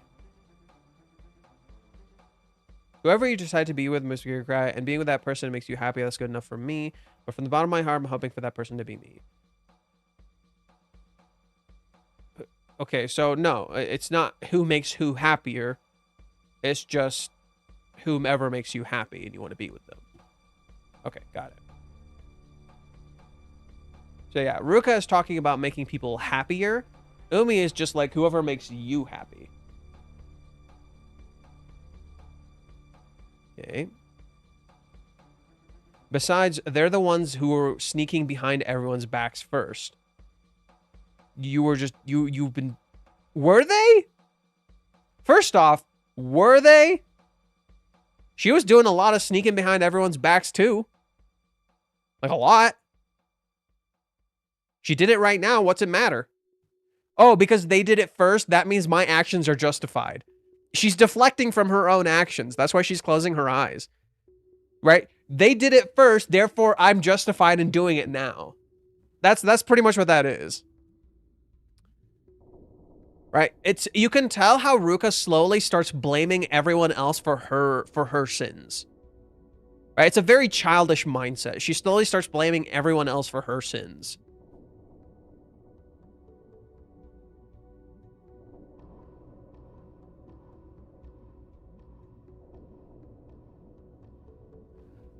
If we could fall in love with each other without spoiling anything, I'd be so happy. Why is she in shadow here? Is it because that's like she's just not realizing the reality of the situation?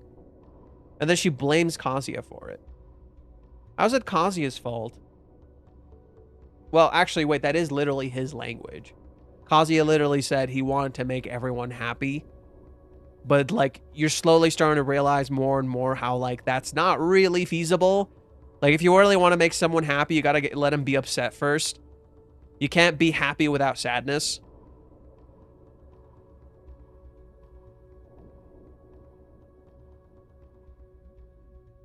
Ruka, make sure you don't get too hot in there. I think this is visual foreshadowing. Situational and visual foreshadowing. Ruka stayed too long in the restroom and got too hot. Chizuru was literally talking about being too hot and needing a shower. I think what's going on and what the implications and the hints are is that they're gonna stay in a situation that's bad for them for too long, and no one's gonna warn them this time. And that could result in a negative situation. Right? So Ruka, there's a chance, like if no one warned Ruka, she might stay in the bathroom too long.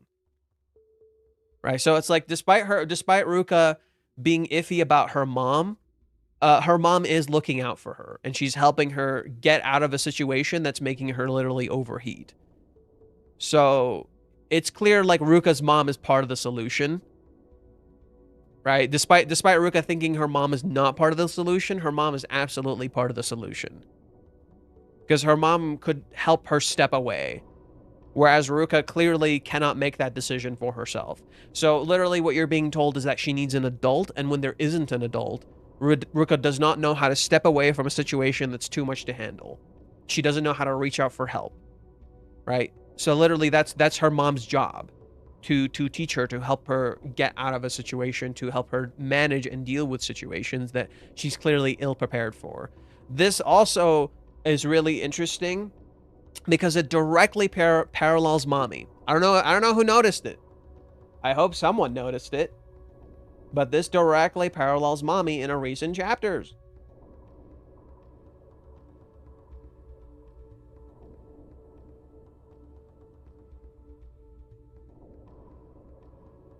Huh. This sure seems familiar. It's not like that, idiot. It's your fault, Kazuya, you dummy. Oh, that's weird. Now I'm curious if she used Baka. I know Mommy used Baka. Absolutely. Actually, there's probably a way to check. Here, it's pretty easy, actually. Let's check. Okay, got that one.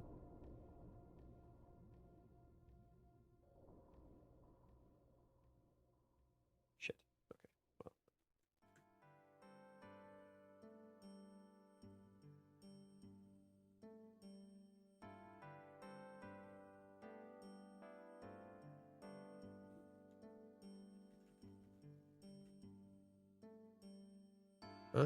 It seems to be different.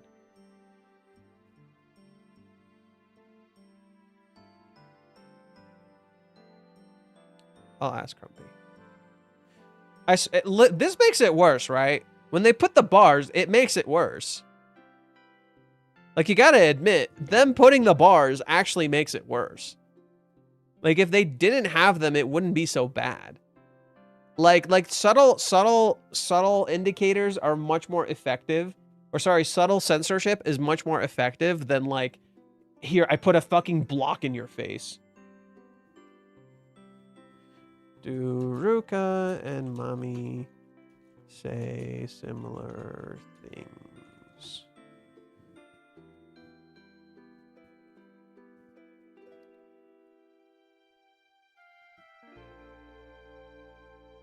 Hide more to increase volume sales. Okay.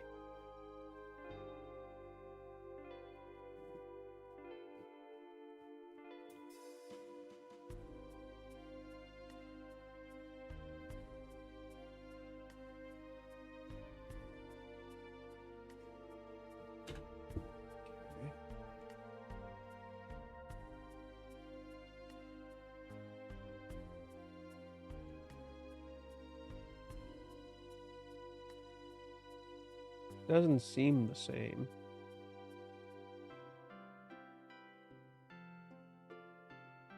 Or maybe, oh wait, I think it is. Mommy's words are written in kanji, but there is the those letter there's this. I don't know if you can see it over me. Oh wow, I was blocking it. Okay, moving here. This little text right here, there are those under Mommy's words, and they look like, god damn it, I did it again. They look like these. So I do think it's possible both of them said baka, but Mommy's is written with kanji, and I don't know why.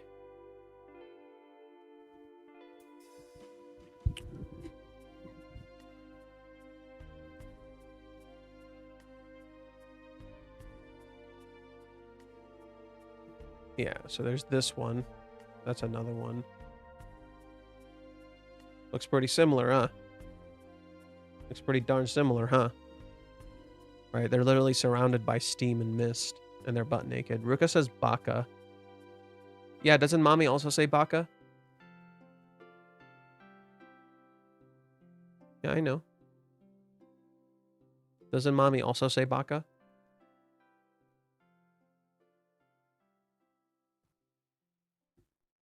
Pretty sure Mommy also says baka. But yeah, there's another parallel for you. Which is here. There's even another visual one right here where Kazuya was literally on top of mommy like this.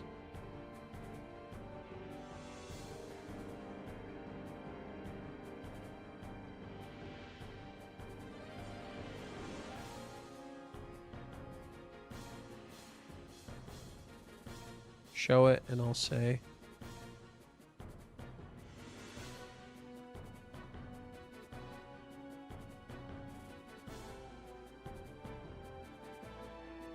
Isn't this literally just Baka? Like these two right here, aren't they just Baka?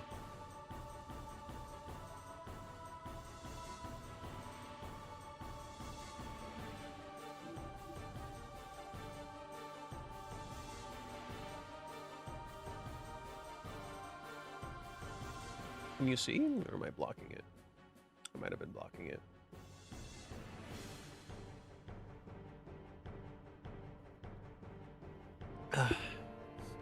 Hide more to increase volume sales. Chapter 215 as well. Ow. Yeah, okay, cool. So both of them say Baka. Chapter 215, how? What are you talking about?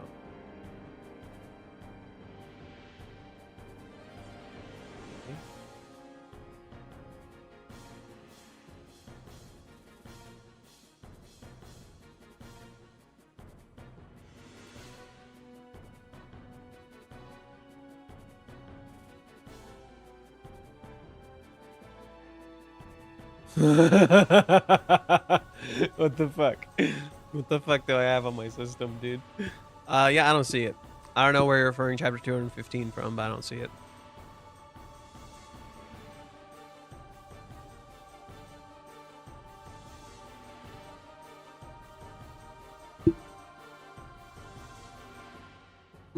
Mommy's wildcard can come back to disarm everything. Well, like, mommy is escaping from her reality too, so she uses the kanji too. What do you mean? Who uses the kanji? What kanji? What are we referring to here? I know mommy uses kanji, but Ruka does not. I don't see the kanji that mommy used, but I do see the writing here. This line from Mr. Fish is really interesting. This line right here from Mr. Fish is really interesting. I'm curious if like they translated it correctly, because if they did, what's it implying? There are two types of people in the world: those who dwell in the darkness and those who shine light on it, onto it.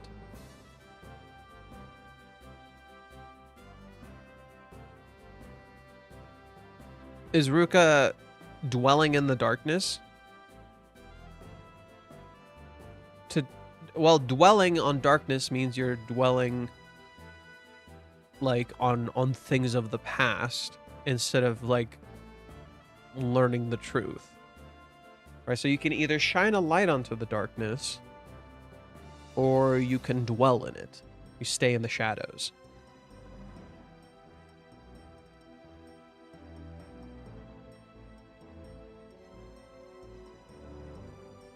Which one?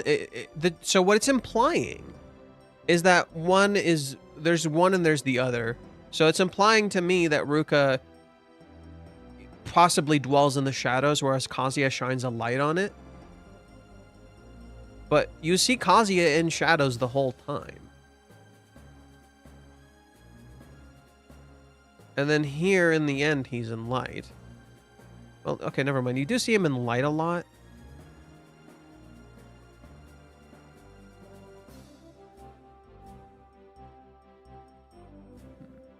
Personally, I think Ruka and Kazuya are the dwellers, and Chizuru and Umi are shining light. Doesn't imply evil or good, though. I can kind of see that. And yet, hasn't Kazuya shined a lot of light too? So you're saying both Kazuya and Ruka are dwellers. The dwellers of the dark. The dwellers of the dark. I can kind of see that. I mean, Umi is like trying to get Ruka to open her eyes. Like, Ruka is very much closing her eyes to Umi's words. More stuff, Goku. Oh, boy.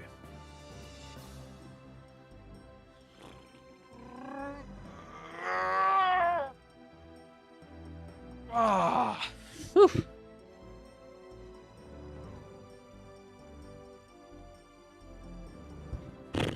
I'm more cooked than I thought.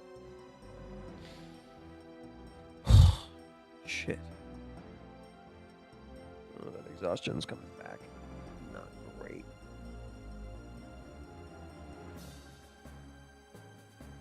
Reggie doesn't revisit the entire conversation because it's no longer the focus. Well, that's more of a given because, of course, Reggie isn't going to revisit the whole thing. Like, that doesn't make a whole lot of sense. Why would you go through every individual detail? You just go over the important parts and which parts matter to Ruka. Okay. The meaning is over, but its emotional impact isn't. The chapter isn't focused on what Umi said anymore. It's focused on how those words continue to occupy Ruka's minds after it's gone. Yep. Okay. Next. Fishgun. Fishgun's words. Okay. Fishgun's words. There's there's a connector, absolutely. When you turn to Kazuya, he's in shadows. And when you cut from Ruka's house is in shadows, but there's light on the inside. So you could literally say the linking pieces are that these two things are in shadows. Like he starts in shadow. Maybe Ruka is in the light. Maybe Ruka is shining a light on her own darkness. Because when we first see Ruka, she's in light. Yeah, for the most part, Ruka is in light, and then slowly she sinks to shadows. And then comes out of the light again. When we turn to Kazuya, when we first see him, he's in darkness.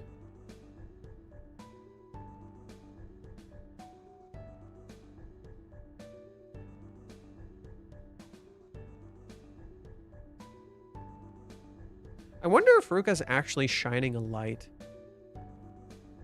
This line is, like, very strange to me, because you see Kazuya in darkness a lot, like, very openly in darkness. Whereas with Ruka, there's only a few times she's in darkness. And she literally doesn't dwell in it. Right? I do think that's a difference. Like, Ruka literally gets out of the water. She doesn't dwell in the darkness. She kind of tries to shine a light on it, and when it's too much, she steps out.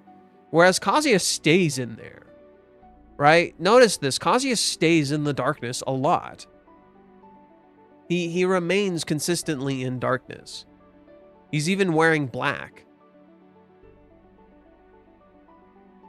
I would say Kazuya is absolutely a dweller in the darkness right now, even though he shined a light on it in the past. Whereas Ruka might actually be shining a light right now. And in this case, Minnie is shining a light on Kazuya's darkness. Because this is Kazuya's dark secret. So I don't know. Now, there is some aspect of a light being shined on Ruka's darkness. Yes. For sure. I don't know. It's kind of hard. It's really hard to pin down. It feels like the characters align with both of them. And it's kind of weird because I think they both fit the description Mr. Fish gives and they don't. I don't know. I find this description very weird because it both fits the characters and it doesn't. Let me continue. What else Goku wrote? Fishkun's word as quietly establishes the chapter structure. Ruka and Kazuya are both affected by someone else's words, but they respond differently. Ruka remains in the dark created by Umi's confession, unable to leave the conversation behind after it ends. Kazuya is also overwhelmed, but the focus shifts outwards. Rather than dwelling on his own uncertainty, he tries to find words that will genuinely reach Chizuru.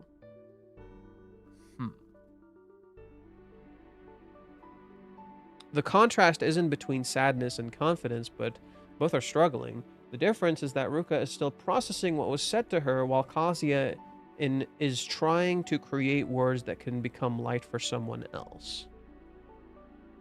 Okay, I can kind of see that. Okay, I can kind of see that. For sure. Okay. That makes some sense. I can kind of see that.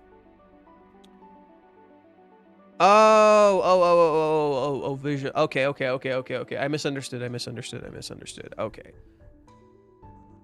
Mr. Fish talks about there are those people in the world who dwell in the darkness. Kazuya starts in darkness and slowly comes out into the light. Okay, so he starts in darkness. Now let's go to Ruka. Ruka starts in light, but she's alone.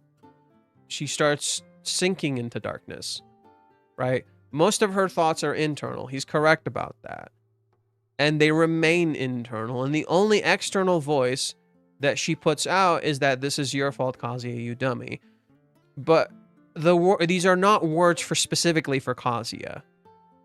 They are not trying to... She's not trying to get out of the darkness. She's just trying to vent about it. She's trying to blame someone for the darkness that she herself is in.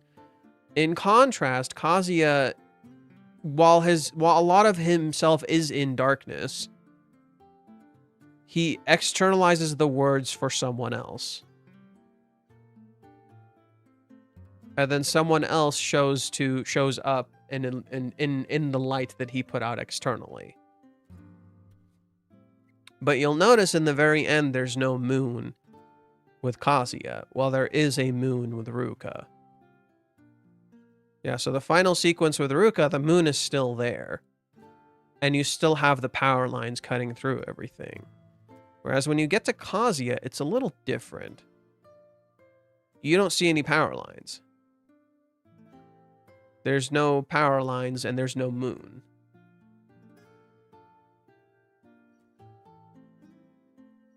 So, with Kazuya,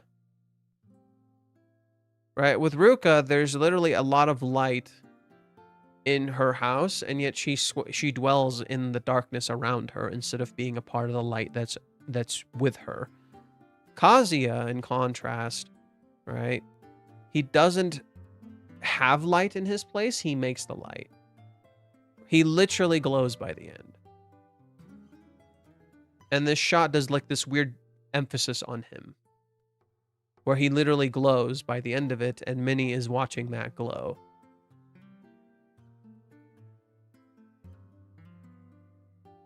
Yeah. But then his place has no light. So yes, I would definitely agree that Minnie is a dweller and Kazuya is the glower. which kind of works because it's literally how Mr. Fish's words flow. First, it's the person in darkness, just like Ruka in the beginning, and then the second is the person who lights the darkness. And this is why I was confused initially, because when we see Kazuya, a lot of the thoughts are in his head. That is just true. A lot of the thoughts are absolutely in his head. He's definitely dwelling at first. But I've always understood Kazuya as a character to be someone who shines a light. I've always kind of understood that as Kazuya's character, a person who shines a light. To pave a path for someone else, right? But I think what Kazuya needs is someone who accepts his darkness, right? He doesn't dwell on the darkness too long. He shines a light on it, right? Eventually, there's a light to Kazuya's darkness. The difference is that he needs someone to accept the darkness that he has for what it is. And I do like that Reishi is straight up saying darkness and light, and I'm like, fuck yeah. That's my Kingdom Hearts shit, motherfucker. That's my shit. So I guess it's a bit of a dual nature too. The character intentions of Umi and Chizuru are in the dark, but the intentions of Ruka and Kazuya are in the light. But their actions, in my opinion, is flipped. I would say Ruka is a dweller of the dark, Whereas Umi is someone who shines a light onto it. Chizuru is the flip. Chizuru and Kazuya is the person who shines a light onto the dark. Chizuru is a dweller in the dark. I do definitely think Chizuru is kind of a dweller in the dark. So that's how Ruka and Chizuru parallel, and how Kazuya and Umi parallel. I think I wrote about this. Let me see if I can pull it up. I think I wrote about this.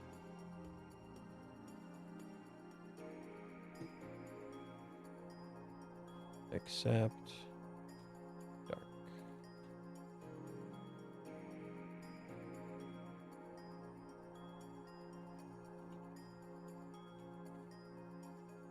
Illuminate.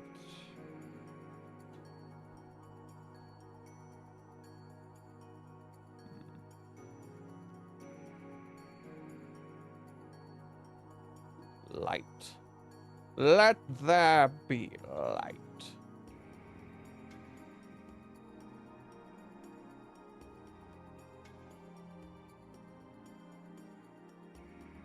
Chizuru's world is the night, Kazuya's world is the day. Chizuru is the dark to Kazuya's light. In a sense, Kazuya is the moon of her night, what illuminates her path in the dark. Chizuru is the shadow that accepts and understands his inner darkness, which no one sees in the day. I think this kind of sums it up. Chizuru is a dweller of the dark.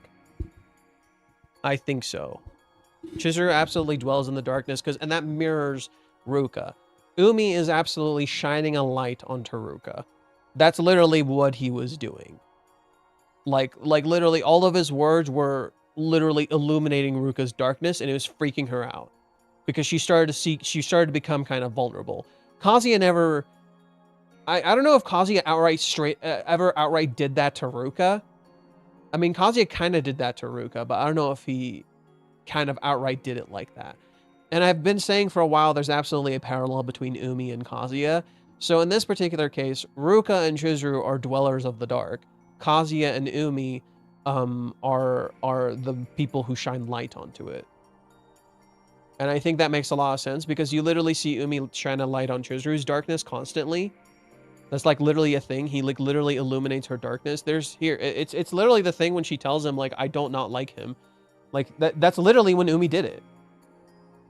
That's a great fucking example.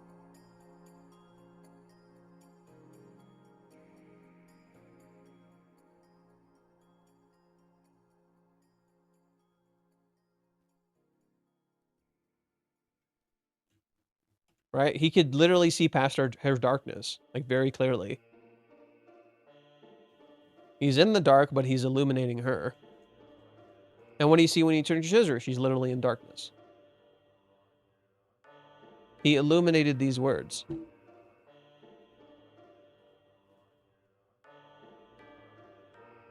No, I definitely think Chizuru is a dweller of the dark, and Kazuya is a person who shines light onto it. But a person who shines light onto the darkness, that doesn't mean they're not in darkness themselves. I think that's where I misunderstood it.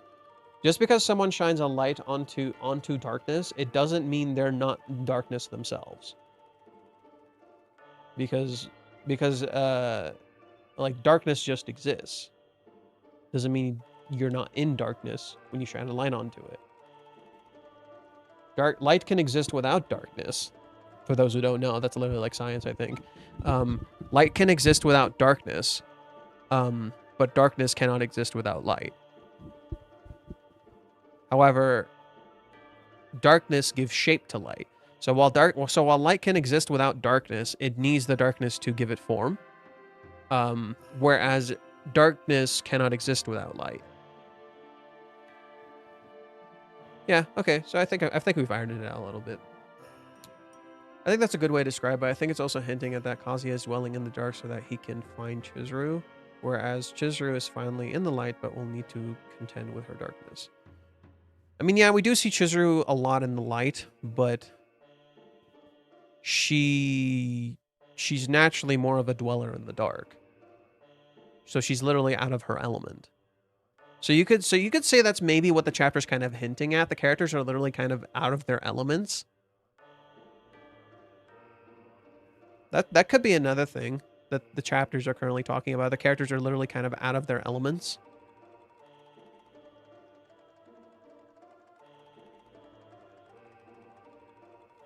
Dwellers of the Dark. I think if Minnie encourages Kazuya on the secret, it could allow him to see it isn't a bad thing and he should show it more. What secret? What are we referring to? What secret? What are we referring to?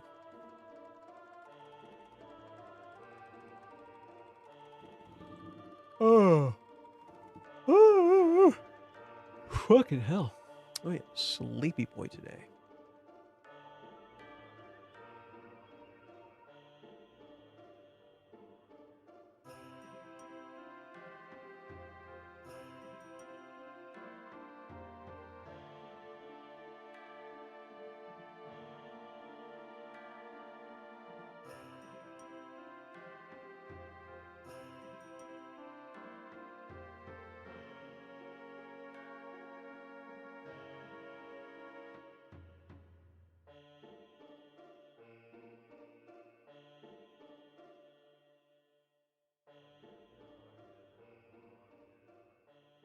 Okay. Japanese fan posted. Let me copy what they wrote so we can translate it.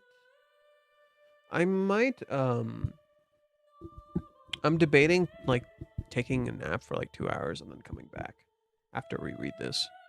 Just so I get my head on straight, because I'm feeling a little sleepy. So I might just sleep for 2 hours and come back after we read this post. I feel like I haven't had a day off in a hot minute. Today was the day I was kind of excited about, but I'm a little too tired. I can't like get my thoughts on comfortably straight. So I'm thinking of just like resting a little bit and then coming back once I like focus a little more. Okay, so let's see what this person wrote. Verify you're human. Yes, I'm a human biatch.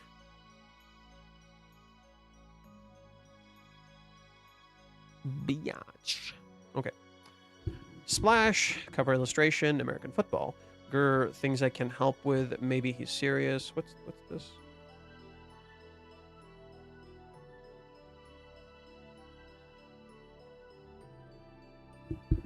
Okay.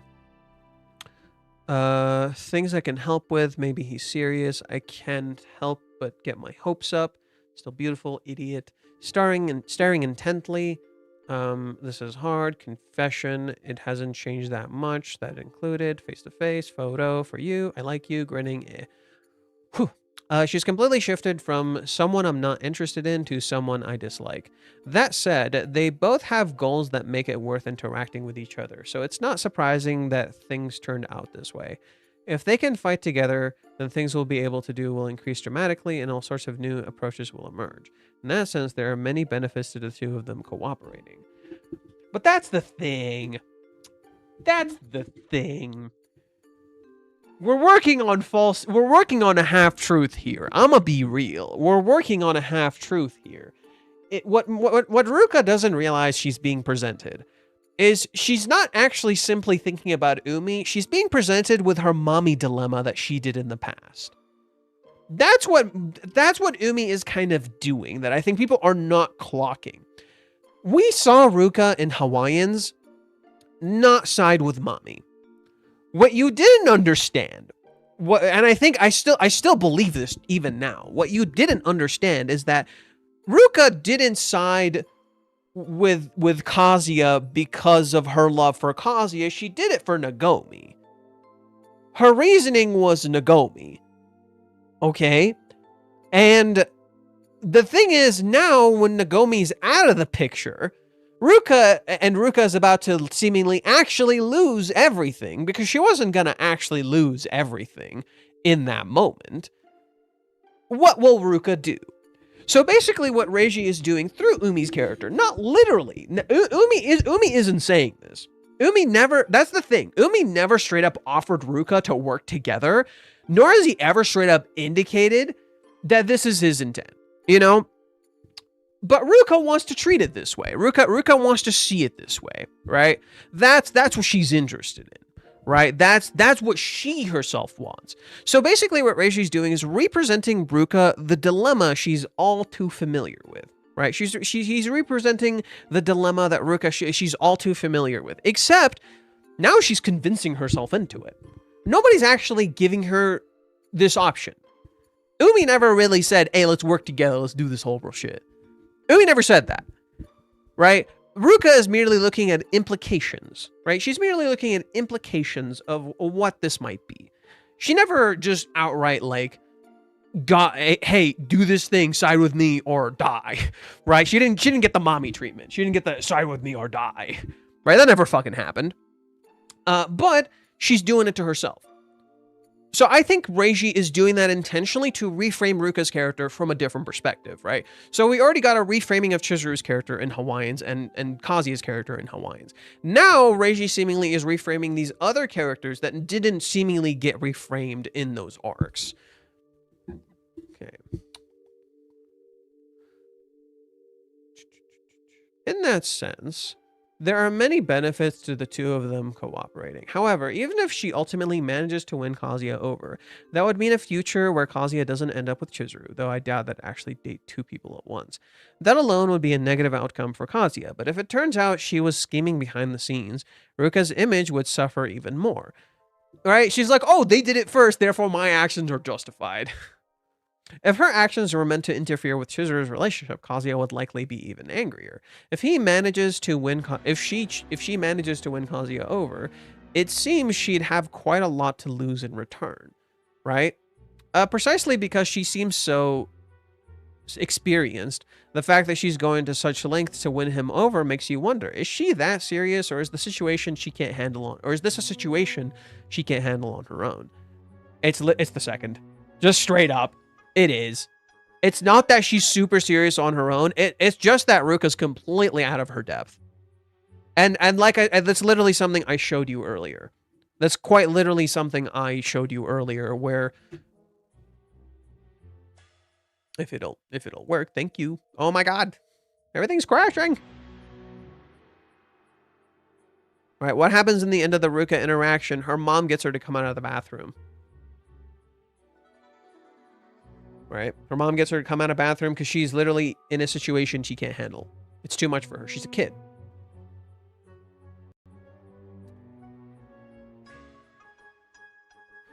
It was Kazi and Chizuru who were sneaking around, lol. If that's called out, they probably wouldn't have anything to say, especially Chizuru. And yet, does that justify those characters sneaking around? No, shut the fuck up. Even if they managed to get together after digging into that, it doesn't seem like it would end up being something they both be satisfied with. It'd feel like she's been blackmailing. It'd feel like she's being blackmailed, so she'd end up cowering and reluctantly giving him up. Ruka's been getting pretty tossed around by Umi too. I wonder if something's going to happen between Umi and Ruka as well. Meanwhile, Kazuya, he has his writing style changed? It's too early to think things will work out. I'm just a worrier. First of all, it's just too long. It's definitely simpler. I don't think that's what it means, lol. Oh, it's important to weave these true feelings into the story because it doesn't seem like it's going to be long. So you actually brought it with you. Kazuya is all about Chizuru no matter what. Something similar happened before. Oh yeah, when Minnie walked in on him, yeah. It's always, he's way too vulnerable. Iomori just coming and going like it's no big deal. That's just Iomori for you. The preview title is Job Experience. So an internship at last. It doesn't seem like they narrowed down the industry that much yet, but I wonder what kind of place it'll be. So Ruka-chan is in a dilemma. She's starting to consider the option of teaming up with someone she dislikes. Meanwhile, Kazuya is struggling with his confession letter, still going as usual, but he's working on incorporating his true feelings. Let's do our best this week while wondering what choice Ruka-chan will make and where internship will be. I mean, work experience can ironically tie in with Umi a little bit. And it'd be really interesting if Ruka, sneaks in. Oh, I didn't even think of that. What if Ruka sneaks in and sees Umi's rehearsal? I didn't even clock that, because that's what again, I said Minnie and Ruka are parallels. So in the very end of the chapter, we see we see Minnie walking in, seeing Kazuya's rehearsal. Wouldn't it be interesting if we see Ruka walk in, see Umi's rehearsal? Right? And they think she's just a fan or some shit, when there's actually something else going on. Boom. I think you hit the point. I think all the points hit upon are valid, and it's kind of masterful how Reiji will make us all of these things simultaneously. I think Kazuya could catch Ruka meeting with Umi and end up triggering something inside him.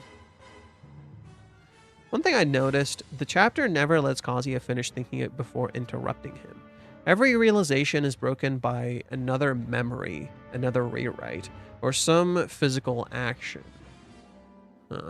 Structurally, the chapter refuses to let his thoughts settle.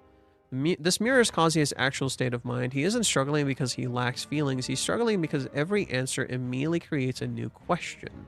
The narrative itself adopts that cycle instead of simply describing it. Was Ruka doing that too, though?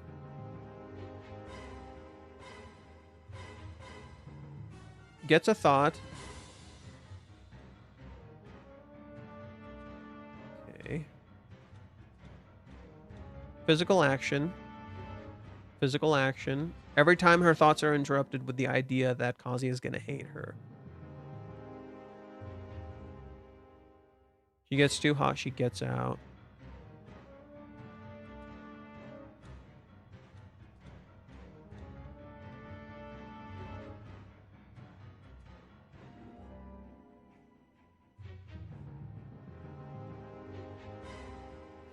See, I don't know if that's correct, because Kazuya literally starts with working out and doing the other thing.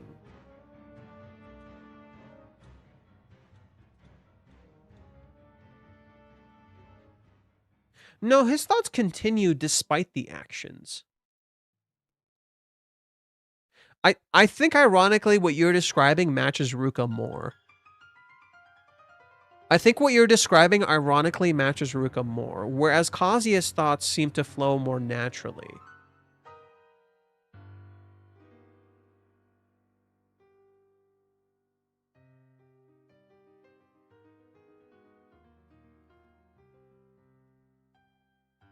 No. What Kazuya is being reminded by is his own choices. What Ruka is being reminded by is what Umi is saying. Two completely different things. Kazuya is being reminded of what he himself wants to do and the reaction to what he wants to do. Hence why Minnie showing up is important. How someone is going to react to what Kazuya chooses to do. Ruka is the opposite. Ruka, it's less so what she wants to do. She's using Kazuya not liking what she wants to do as an excuse. Her actual issue is less how someone will react to her actions and more the realization of what her actions really are and how her perception is completely wrong. They're inverted. Ruka's problems are more internal. It's a self-realization that she has understood things the wrong way. Kazuya is the opposite. Kazuya's fear is more how someone will react to things. Ruka is action, Kazuya is reaction. They are flipped. Whereas Kazuya illuminates things, Ruka dwells in things. Right? Whereas Kazuya illuminates stuff, Ruka is in the darkness. So so I would argue it's not quite like that. I would argue it's a little inverted. What you're describing fits Ruka a little better. The narrative itself adopts the cycle instead of simply describing it. Every answer creates a new question. That fits Ruka a little better than Kazuya. If anything, despite there being new questions, did you notice that he actively answers them? Whereas Ruka is actively avoiding answering questions. Right? Kazuya actively chooses to answer the questions even if he's incorrect. Right? Even though Kazuya may be incorrect, he answers the questions anyway. What Kazuya is worried about is what people will feel when they hear that answer. That's what he's afraid of. It's less that he didn't come to an answer, it's that he's afraid how people react to his answer. And that parallels his confession. That's why it starts with the confession. That's the whole point. That's the reason when we first turn to Kazuya, it starts with the confession and his face. It is his reaction to what he has to say. It is his fear of the reaction of what someone has to say to what he has to say. Ruka is the opposite. Ruka refuses to come to a realization about what someone else said, and that someone else may be true.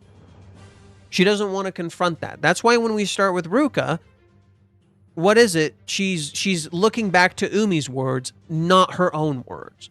It's not about Ruka herself, right? It's not about Ruka, it's about what Umi said. Whereas with Kazuya, it's about what he has to say and how someone will react to it. They're quite literally flipped. Right? Ruka, it's about what Umi had to say. Kazuya, it's what about he has to say and how people will react to what he has to say. So I don't think it's quite like that. There is a parallel, absolutely, but they're kind of flipped.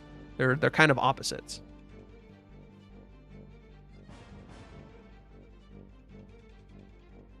Kazuya never finishes thinking. No, he does.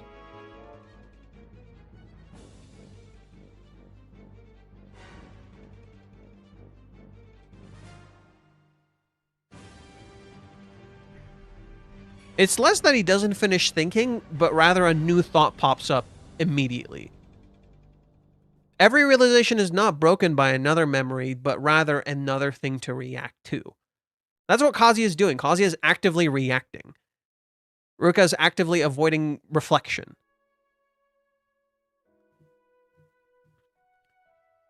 The chapter refuses to let thoughts settle. For Ruka...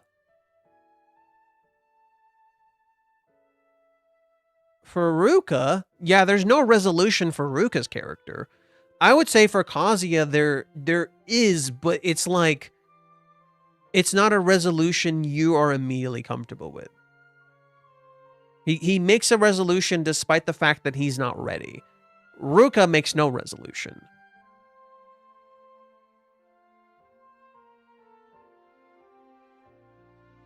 Every answer creates a new question.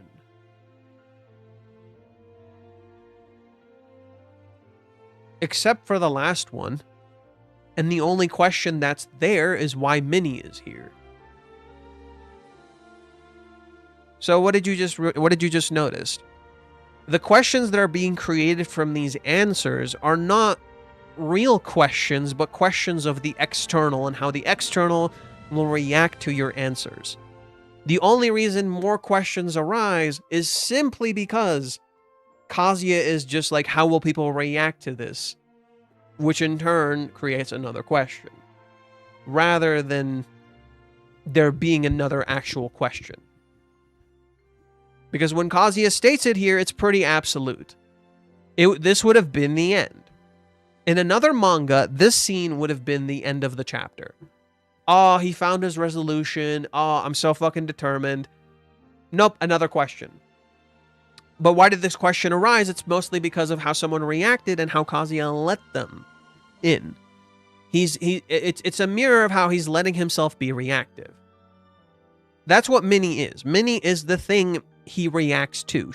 What is Minnie represented in the narrative for the longest time? The idea behind Minnie's character is that she literally represents kind of the public eye.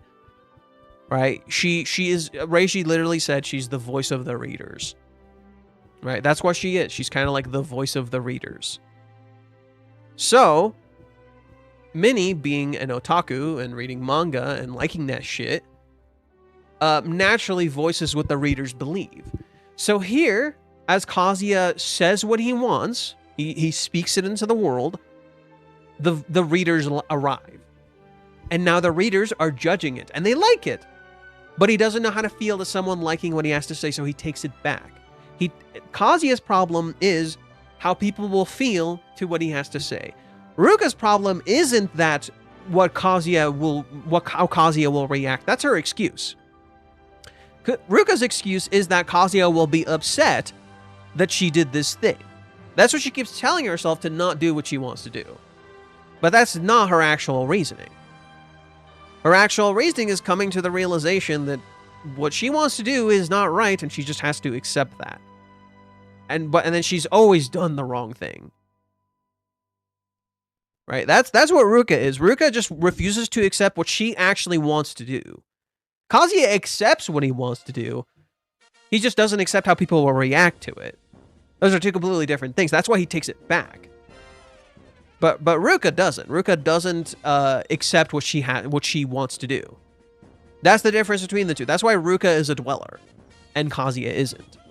Kazuya accepts what he wants to do. He shines a light on his darkness. Ruka does not. I do think it's interesting, the parallel between this shot and this shot. There's an interesting, like, inverted parallel where Kazuya is lying down, Ruka is sitting. It's like she's sitting, looking down, and who's on the floor? It's Kazuya. It's like she's literally looking down on him. Like, Kazuya, you dummy. And then Kazuya responds, this will always be super difficult. She's watching him literally try to confess, and she calls him a dummy. It's your fault for trying to confess to someone else. And she's literally looking down. And yet again, you see this in this final shot. It literally, So this is something I noticed in this one that's really interesting to me. I finally understood what my problem is with this shot. I had an issue with this shot on a visual direction. And I finally understand what Reiji's doing. Reiji drew Kazuya to look really small here. I don't know who noticed it here. Reiji's using perspective. Look at everything around Kazuya. Doesn't it look so much bigger than him? Everything around Kazuya literally looks so much bigger than him. The bed looks fucking ginormous because of the angling. The mattress looks big. Everything in his room looks too big for him. It's like everything around Kazuya is far too large. Everything around him is too big for him. He's too small. He's really small. Now contrast that with Ruka, right? When you look at Ruka, she's really big. She's taking up a lot of the screen. Right? When Ruka sits down, she's pretty large. When Kazuya sits down, he feels really small. Everything around him is really big. Everything around Ruka is obscured. Everything around Kazuya is far larger than he is. And I think that's really interesting. This contrast between what Kazuya looks like and what Ruka looks like. And I think that tells us everything we need to know. Kazuya reacts to the size of the world around him. Ruka blanks out the world around her. Only she matters in the picture. Ruka is action, Kazuya is reaction. Ruka is reacting to what someone else said, but she cares more about her actions. That's why she's reacting to it. Kazuya is himself, but he feels smaller than the world around him. And he's much bigger than Minnie, and yet what happens, he's below Minnie. Just like I was describing earlier. Ruka is looking down, just like Minnie is looking down. He is below them. He's not standing up, he's sitting down. He's below both of these characters. And look at how much bigger he is than Minnie, and yet Minnie seems larger than him because she's standing. And Kazuya is like way taller than her. Like, he's already over half of her size sitting down. How much taller than her is he? He's fucking huge. But he doesn't stand to his full height. He sits down. He's not standing to his full height. I want to send something that has 500 characters in Discord if you don't mind. Sure, that's fine. Let's see.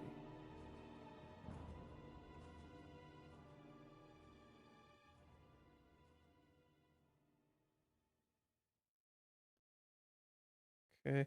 Bulver, why didn't you ban this person?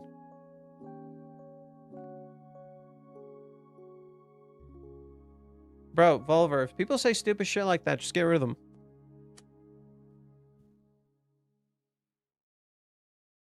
Ruka's presence of being a villain is the equivalent of Virgil of DMC5. I don't know if that's a good comparison. How can Ruka be at Umi's rehearsal if he's in a drama, doesn't know where he is? Yeah, I don't know. I just love Minnie the goat. You're so busy loving Minnie. You're so busy loving Minnie, you're not seeing the problem. Okay, I don't know how Ruka could be Umi's thing. She could find it out somehow. Ruka is going to call Chizuru back. Wasn't going to let Chizuru talk as she'll stump Chizuru by asking about Umi and where he is. Doubt it.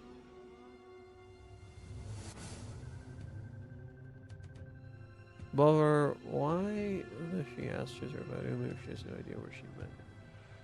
Yeah, it doesn't make any sense. Imagine if it was a triangle ending with Minnie and Chizuru. I fucking hope not. Sounds horrible. Fucking hope not. That sounds terrible. For a manga like this? Yeah, that sounds fun. It would completely shatter the point of the narrative. Like if you said this was a delusion, okay, I'm down. If it's like a delusion, some stupid alternate universe side story or some shit like that, cool. That's fine. That's fine. I don't give a shit. That sounds fun. Sure. If you want that for as a side story, yeah, like if it's a side story, I don't give a shit. That's fine. As a main narrative thing, it would just absolutely uproot the whole fucking narrative. Kazuya isn't Rudius, okay? Kazuya isn't fucking Rudius, okay? It just would not work. The entire narrative point of Kazuya's character is his absolute devotion to one single person, despite being surrounded by so many beautiful people. So if Kazuya ends up with Minnie too, oh no. Oh, we fucked up. We fucked up. Like something went wrong with this picture. More like Kazuya is not Rentaro. I mean, to be fair, the whole idea of Rentaro's character is that he kind of has to, or they're gonna fucking die. Like, to be fair, to Rentaro's character, doesn't he literally have to, or they're gonna fucking die? It's not that he doesn't love them, it's just, that's just the narrative forced him to. That's why I said Rudius is a better pick. No one forced Rudius into marrying two different girls, okay? No one did that to that man. He fucking chose to. Okay? That's what I'm saying. My boy ain't Rudius.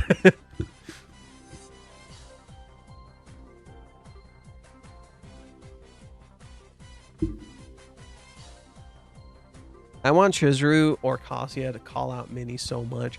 I think that's going to take a bit. I think there's a lot more... like, Minnie is the latest problem that's just really in your face. And I think the chapters kind of do a good job of laying it out. We start with Chizuru. We then go to Mami. Then we go to Ruka. And then finally we get to Minnie. Right, so it's Kazuya, Chizuru, Mami, Ruka, Minnie. In that, like, particular order.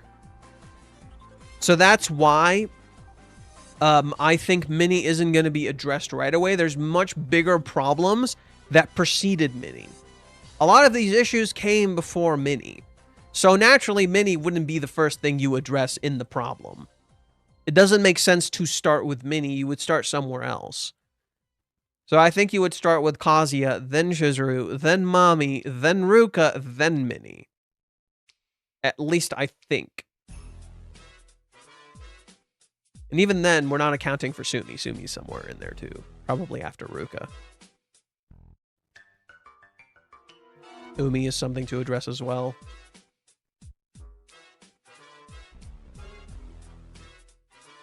You should take a break now. You look tired. I mean, I am. Kazuya's starting to look like Arata more and more. I fucking hope not. Nah.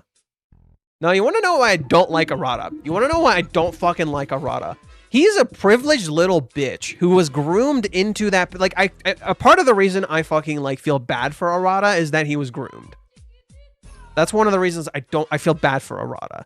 At the same time, he is a privileged little bitch who got everything handed to him on a silver fucking platter. Kazuya had to work for everything. Every goddamn thing. Kazuya had to work for that shit, okay? Fucking Arata did not.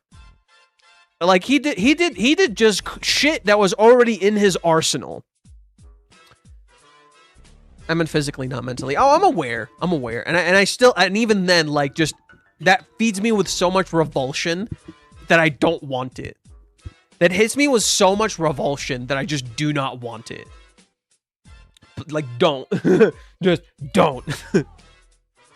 Like, I just don't. I've always, like, fucking hated that comparison between Arata and Kazuya. And I think Arata is, like, meant to be, like, the antithesis of Kazuya's character. He's similar in that he has a lot of overthinking. He's completely different in that he kind of has everything. And I think that's kind of the point. Is that Arata just kind of had everything handed to him on a silver platter. And he never really had to work for anything, in my opinion.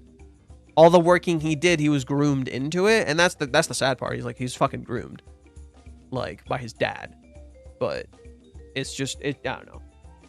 That's kind of why I prefer Kazuya. Kazuya is like the everyday guy who had to struggle and get better. Arata didn't really have to work for shit. A lot of Arata's conflict is like family, but he doesn't realize what the real conflicts are. Speaking of Arata, next chapter will be interesting. Is it already out on Fanbox? Is it already out on Fanbox? Or are you just, like, talking about stuff? Shame I was spoiled and I'm not as interested in reading anymore. I read Shiunji Family on and off. I read Shiunji Family pretty on and off. Not like super invested. I'll admit, I'm not super invested in Shiunji Family. I'm more so interested in where Reiji is taking it. Like, Shiunji Family is very much a slow cook. Like that man is a slow cooking. It is out on Fanbox, yes. Oh. Okay, give me a sec.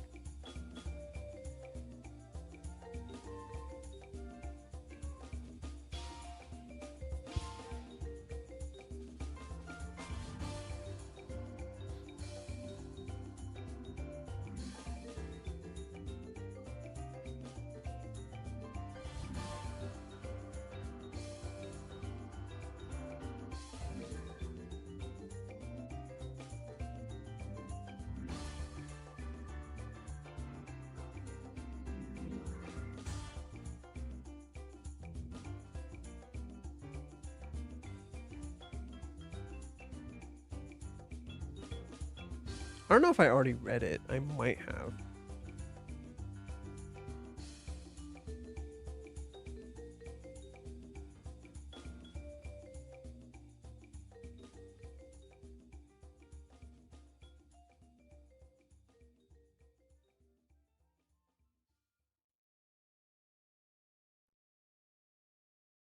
Oh, did it just come out? Oh, it just came out. Okay.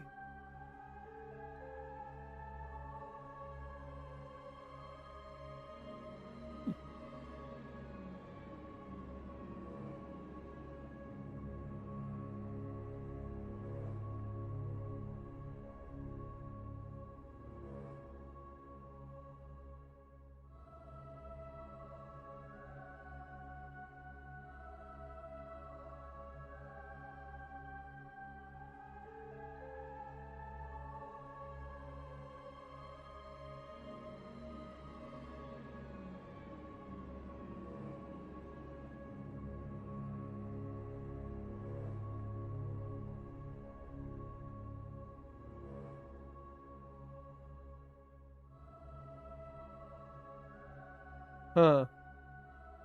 Interesting. Huh.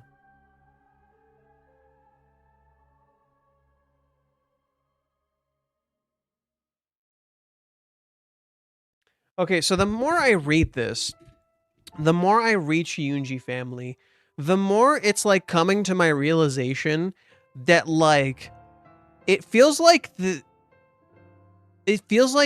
parents, like the kids' parents are like letting them be with the dad to protect them. they're letting them be with this person to protect them as much as they hate it. That pretty much feels like what it is. It's like adults doing things they know are wrong if it means protecting their children, even if their children hate them for it later down the line. And then there's like bad parents, right? There's the bad parents who don't like give a shit about their kids. And that's what makes it interesting. It's like this conflict of parenting and what good and bad parents are. And it's really interesting because like I'm still avidly certain the dad's a terrible fucking person. Like the Shunji family dad, I'm like very fucking certain he's a terrible fucking person. However, he's a terrible person who can protect the children. At least on surface level. So she's like, he can give them money, influence. So she's like okay with it.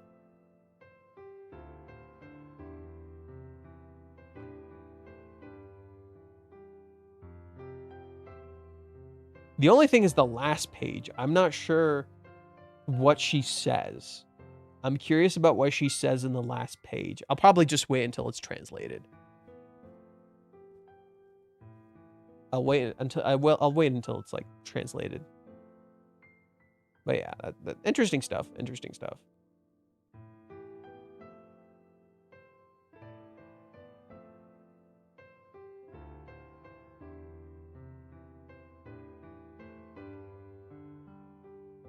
Yeah, I know the whole thing with the mom, where like Minami and Shion's mom gave them up, but she was the maid in the house, so she secretly watched over them the whole time. She gave them up because she couldn't take care of them, but she stuck around to take care of them.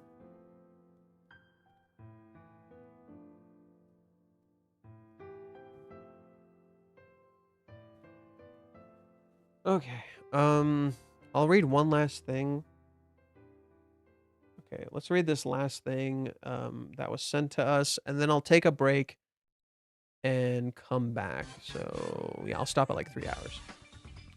At first, Kazuya thinks that confessing is a writing problem.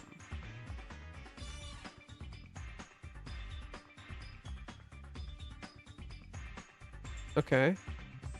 So he keeps rewriting it, but every draft creates another question, shifting his focus from how should I say it to who am I saying it to?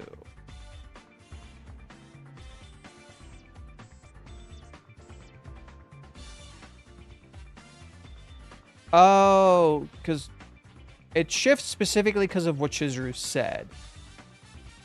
And so when he simplifies it to there's no difference between them. Okay. That's why the Mizuhara Ichinose reflection is the real turning point. Even the push-ups reinforce this. Really, how so? Whenever his thoughts reach a dead end, his body keeps moving.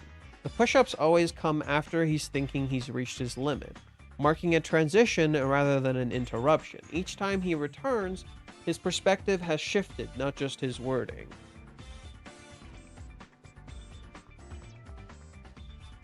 Huh. When he freezes, he does an active action, which in turn allows him to create a connecting point. Cool.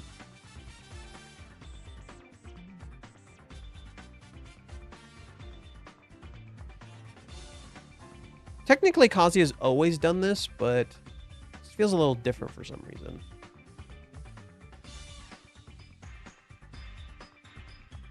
See, this is the interesting one. This picture is the interesting one.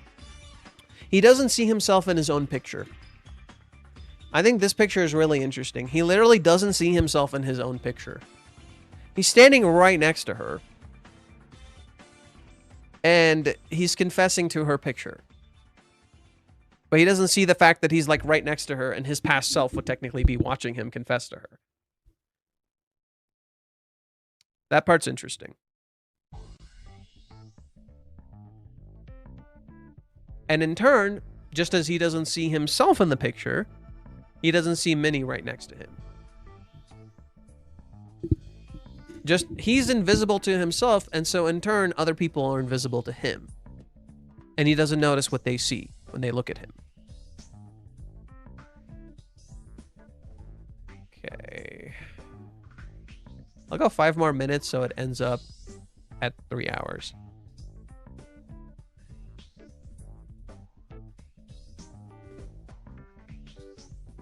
I do think it's interesting that Ruka is completely naked in the chapter, whereas Kazuya is wearing boxers.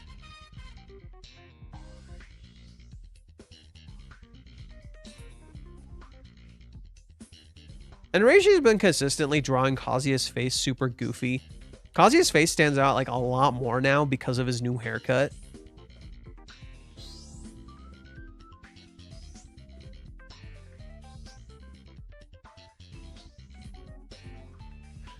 Actually, this is really interesting. Kazuya heard Umi's confession and it's super simple. Kazuya focuses on it being super simple and doesn't question why it's super simple. Isn't that interesting? Kazuya doesn't focus on why Umi's confession is super simple. Right? He doesn't wonder that. Like, I feel like a confession wouldn't be that simple. At least like not in this way.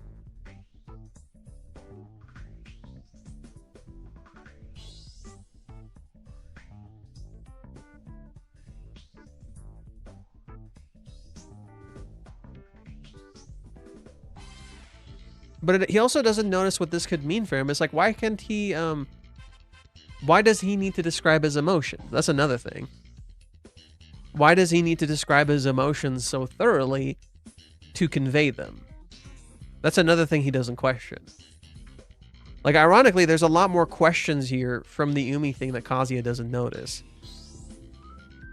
That makes perfect sense. Mizuhara probably has guys confess their love and asking her out on dates at least 3 times a day.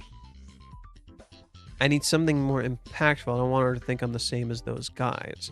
He closes his eyes because he doesn't want to see himself, in turn not realizing he's already not the same as those guys, and he's actually becoming like them in trying to give something more impactful to her and different to her than someone else, which is what very ironic because that's what every other dude is probably doing.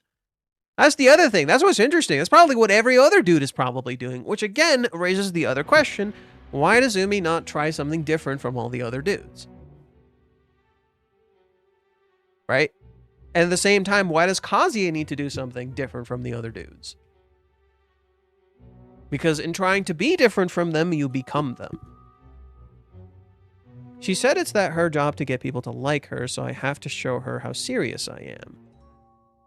And again, like I described when we were in the chapter, in trying so hard to show how serious you are, aren't you in fact proving her right? Because you're not, instead of disassociating from this idea that she sold you love, you instead reinforce how much you love her. In so doing, doesn't that mean she did an amazing fucking job? She was so good at her job that you fucking believed her. Which is literally what everybody on the internet's saying. And Kazuya being unable to... And Kazuya thinking there isn't much of a difference between Mizuhara and Ichinose in of itself is a problem. Because while there are similarities, absolutely, and I think that's why there's light here. Right? There's light on Kazuya here. He's correct that there are similarities. He's incorrect that the difference isn't very large. He's correct in that there are similarities, right? He says there's not a big difference between the two. True, but there also is. They both work super hard, do their best, always try to do the same thing. Always try to do the right thing. So let's see what we have. We have this one with Mommy, this one at the beach. This is normal Chizuru, this is normal Chizuru.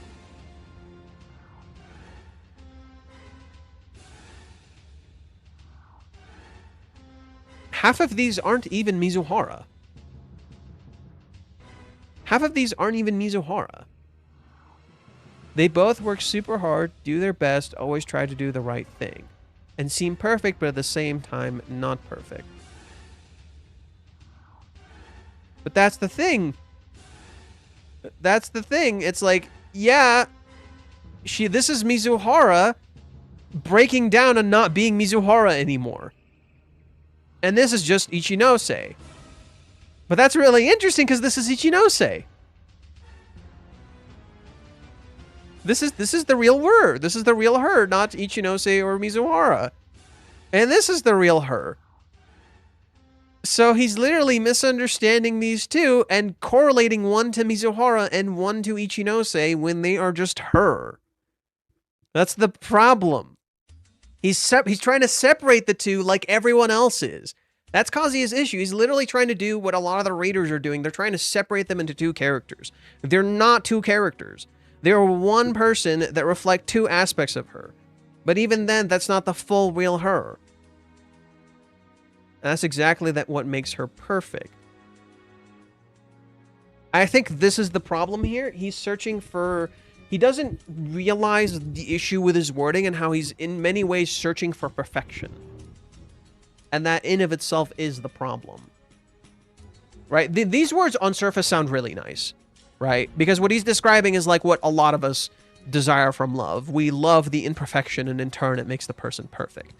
What he doesn't realize is that there is a problem with this line of thinking specifically because of the person he's interacting with and the idea of her selling perfection. That's where the problem arises. So someone is perfect because they're imperfect. Yes, you're right about that. The problem in this particular case is that what Kazuya is ironically seeing a lot of the times is the perfection that he's been sold even through Ichinose. That's kind of where some of the lie aligns. Even Ichinose is still selling you a bit of a lie. Even Ichinose is selling you a bit of a lie, so it raises the question. Does Kazuya actually know Chizuru? In particular, is he merely fixating on the positive aspects of Chizuru's character that he's been presented, or is he actually paying attention to the negatives? Because the imperfections that he's noticing with Chizuru, right, with these things, they're not showing the full imperfection. You're only seeing pieces of the imperfections.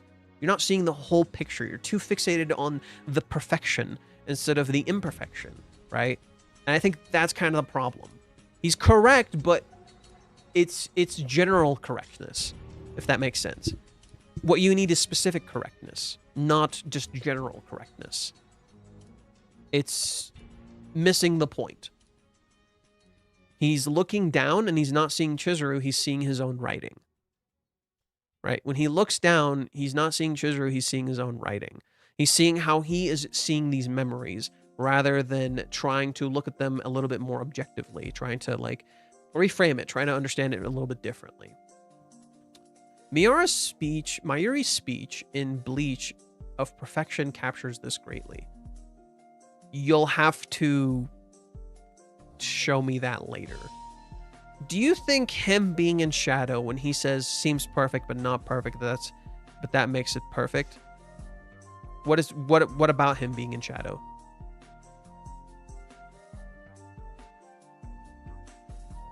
You said you think him being in shadow when he says the perfect line. What about it? It's like you ended your question midway through, so I don't know what your question is. You ended your question midway through, so I'm not sure what your question is. Are you saying, do you think he is in shadow? He is. He's literally visually in shadow. He just doesn't realize he's in shadow. I think that's the difference between him and Ruka. Ruka willfully chooses to stay in the shadows. Kazuya doesn't know he's in the shadow. Like, he's still missing the mark completely. Sorry, I missed the last part. Yes and no. He's semi-correct, as you see right here. There's light shining onto him from the back. He's semi-correct, but he's not fully correct. He's missing what actually makes Chizuru perfect. Why she's perfect for him. He's trying too hard to put it into words instead of just feeling it. He's trying a little too hard to put it into words instead of just flowing with the emotions, I think. He's trying to counter an argument, if that makes sense. He's trying to counter her argument, which is not necessarily true.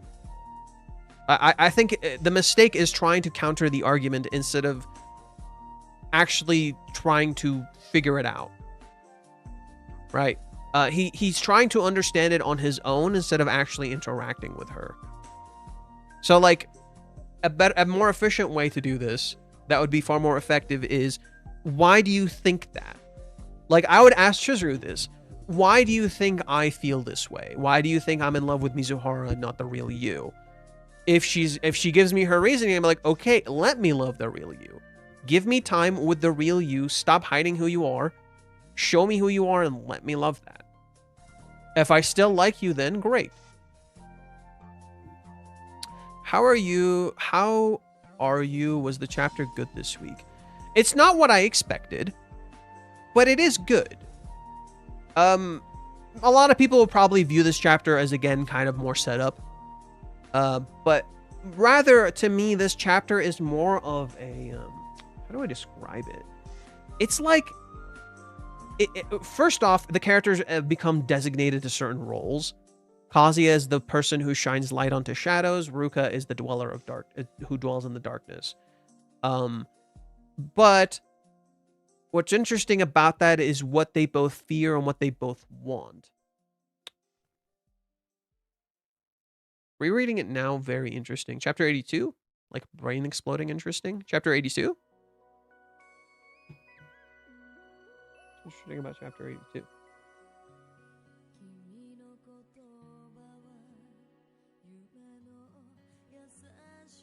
Starts with the boobies. She's good even when tired. Hey, I relate. Barely dressed in her oversized shirt, her tremors through the roof. Gets slapped. What am I doing? No matter how sorry I am about losing my balance, looking at Mizuhara is just inexcusable. Come to think of it, my hand felt something round.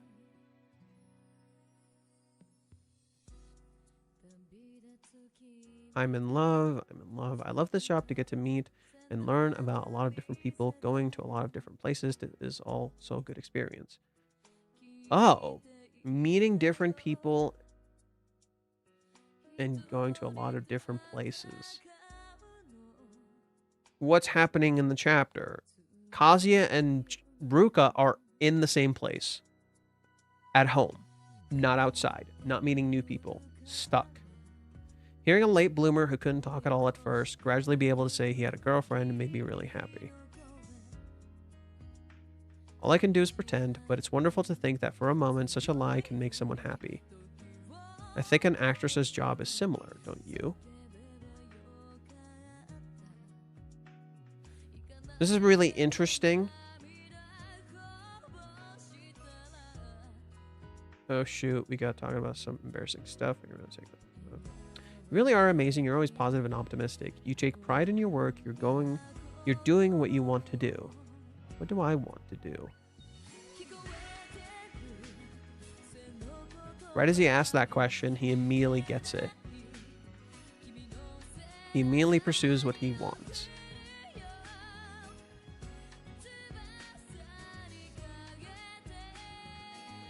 He's not doing that anymore.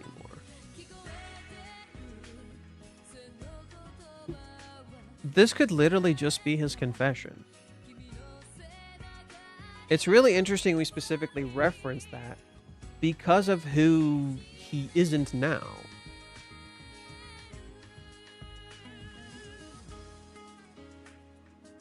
She mentions the play,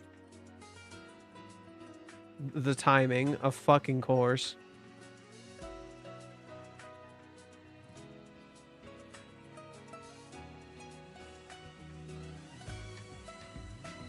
He's literally illuminating the fucking darkness. Oh my god. Wait, is she illuminating it? Wait, she's the one who is shining here. And she illuminated his darkness.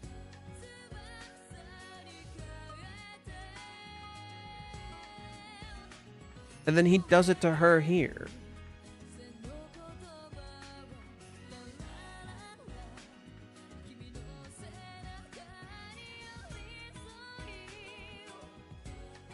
You're amazing. Since you've worked so hard, I'm just so happy for some reason. It's a fucking confession. It's a fucking confession. Do this, do this more. Oh yeah, there's music playing. What's playing? Oh, Final Fantasy X-2 peak. Wait, is it which one's this? 1,000 words.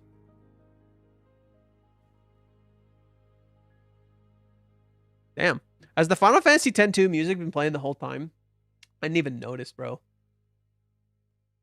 Mizuhara, who raises the bar every day, was amazing that day too. The dream date felt like a dream itself.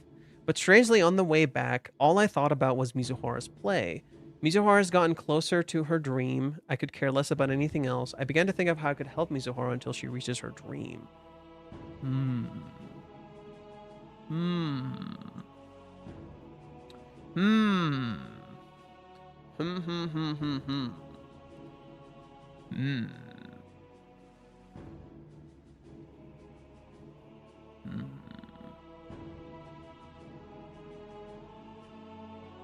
The larger the light, the more the darkness grows. There's people filming there. This was a fucking hint, dude. This was a fucking hint, dude. Hey, Kazuya's gonna make a goddamn movie. The hint was right there. That's so funny. The hint was right there. Kazuya's words shine up on Chizuru. Yeah. Yeah, his words are definitely illuminating her darkness.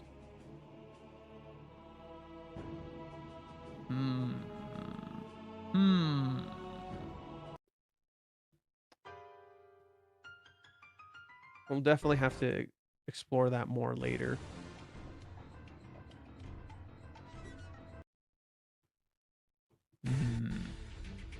Definitely have to explore this more later. Yeah, I'm not sure. I'm not sure. There's definitely things here. Chizuru definitely feels like a person who shines a light onto the darkness.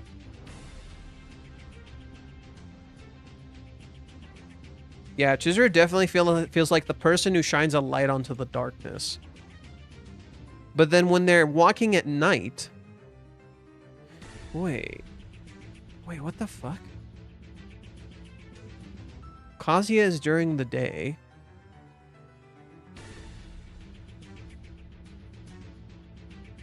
And her okay. I think it's like both.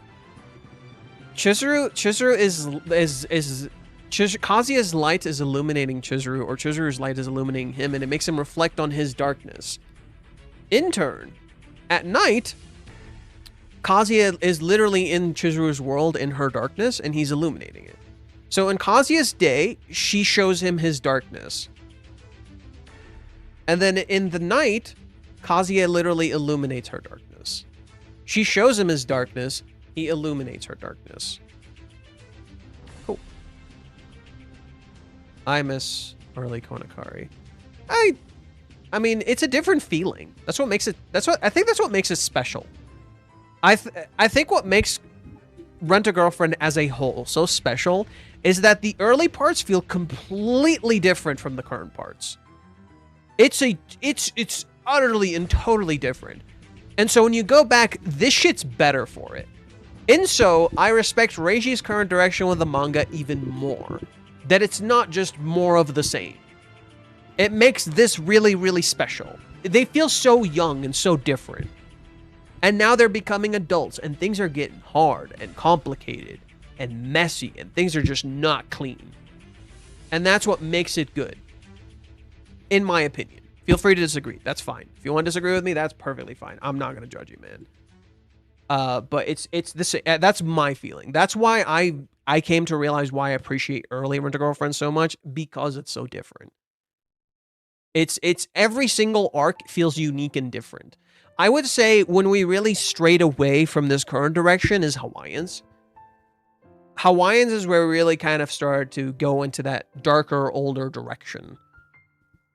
And things really, really changed. And I would say in a good way. Like, we're dealing with a lot more mature subject matters. Yeah, that's why I'm really trying so hard to enjoy it right now. Current arc is not for me, and that's fine. You don't have to enjoy the story. Like, let yourself not like it. I would argue, let yourself not like the thing. Because if you do, you might start to realize why you liked it in the first place. And in so doing, you might start appreciating what we currently have. It's fine. If there are things in this arc I'm not a huge big fan of. I'm not a huge big fan of the separation. I don't like the fact that the characters aren't talking. The chapters definitely feel really slow. Like, understand, I feel the same things as you do. I'm not crazy. Like, I feel the same shit, except I still enjoy it despite that. Because I know what I like about it, and I like the Reiji slow cook. I've always been a fan of the Reiji slow cook. To me, it's interesting. I look past the fact that I'm not getting what I want immediately from the story. Because I see that, I accept it, and then I still enjoy what I do have. But I know not everyone can do that. That's why I'm trying to tell you. Just accept. If you don't like it, just accept you don't like it. That's fine. That's good even. Heck, maybe bitch a little. And that might help you to appreciate it more. I think in many ways this arc is designed not to be liked. Yeah! A lot of the shit is superficial. A lot of the things that are going on is just frustrating. It makes you mad. Ruka's character is seemingly being ruined for a lot of people. Mommy's character is being very mellow and weird, and while she has cute shit going on, it's strange. Reiji knows what he's creating isn't something that'll immediately click with a lot of people. I think he knows this, and that's why he's giving us things in the chapter that can be interesting, like Mommy looking cute, Ruka's booty ass, Chizuru being adorable as fuckatootie. He gives us those things knowing full well we may not immediately enjoy this arc, and I think that's a very effective way of writing. I think a big mistake a lot of writers do, where when we write, we're writing our own story, absolutely. But a big problem I see with certain narratives is that the writers don't fully consider the audience's reception to what they're writing, so it ends up being perceived very poorly. Not because it's poorly written, but because you're not giving the audience breadcrumbs, or you're not giving them little pieces to latch onto and connect to. And I think that's why sometimes people don't appreciate certain works that become divisive, but it's not because they're poorly written, it's just not giving you specifically what you want. Reiji is doing this thing where he kind of balances it in a healthy-ish way, where he gives you things that you enjoy in the writing while writing what he wants, until eventually he can give you the thing you truly want and desire. But he's making you kind of struggle through it. And I think that's a good way of reflecting life in general and relationships in general. You're not always going to have fun, but you gotta make your own fun in between that all. And I think that's pretty much what he's doing. Think of it like this. Some of the stuff we're going through is like the necessary work and struggle that we may not like when we're interacting with real life. Like when you got to go to work and get the money, get the dough, and do all that fucking bullshit, pay the bills. But at the same time, those same bills and money give you things you need. You get money from work that you can use to buy things that you enjoy. And that's how you can make time for yourself to not get overwhelmed and frustrated. That's kind of how Reiji writes, in a nutshell. It's like those fun moments in between the conflicts and the struggle and the what the fuck am I reading? What's going on? This is so long. Reiji is very keenly aware his manga is longer and can be a little more tedious for some people. So he gives them things in there to keep them going. However, what tends to happen is instead of viewing those things in there that are interesting and meant to help you and ease the tension, people misinterpret it as, oh, Reiji's putting those things in there to keep you hooked, right? To keep you fucking attached, man. So you never let go. So you keep getting this horrible fucking story. You got fucking, what is it? Stockholm Syndrome with this fucking manga and sunk cost fallacy, and Reiji's tricking you. He's putting these things to trick you. It's not that. That's a bad faith argument. He's literally placing like the cute stuff in the manga specifically because he knows you're struggling and he's trying to help you while also write what he wants to write. That's all. He's not just wasting your fucking time. I don't think someone who has this much stuff underneath all of the text could really be wasting your time like someone else says. Like, he's clearly thinking this a lot more through than people seem to want to give him credit for. And that's just my stance. Yes, I know this manga is long, dude. Of course it is. We're 433 chapters in. Are you fucking kidding me? That's long as hell, but that's the best part. Understand, to me, that's the best part. I like that it's long. I like that it's interesting. I like that it's different. Right? So think of it like this. This arc feels completely different from the Kohab arc. This arc feels completely different from the what do you call it arc? The Odaiba date. This arc feels completely different from Hawaiians. None of the arcs particularly feel super similar. They all feel completely different. And things are like omega dark right now. Like fucking depressing. Like Ruka is like on the brink of like doing shit she may end up regretting later. But she's got to fucking learn somehow. Mommy is being weird. Chizuru is not talking to Kazuya. Minnie is just kind of showing up and she's fun and she's interesting, but that's kind of it. And Kazuya is like a totally different person. At least he seems to be changing in weird ways. The perfect music is playing now with Johan's speech. Not planned. Not planned. Here, I'll show you. It's a fucking playlist. It's just going through the songs. This was not planned.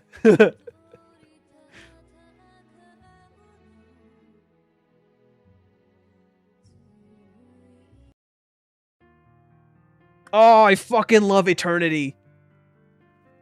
This song is perfect.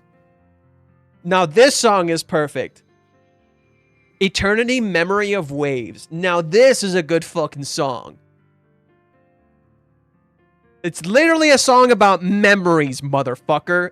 And what's this entire chapter? Memories. Memories.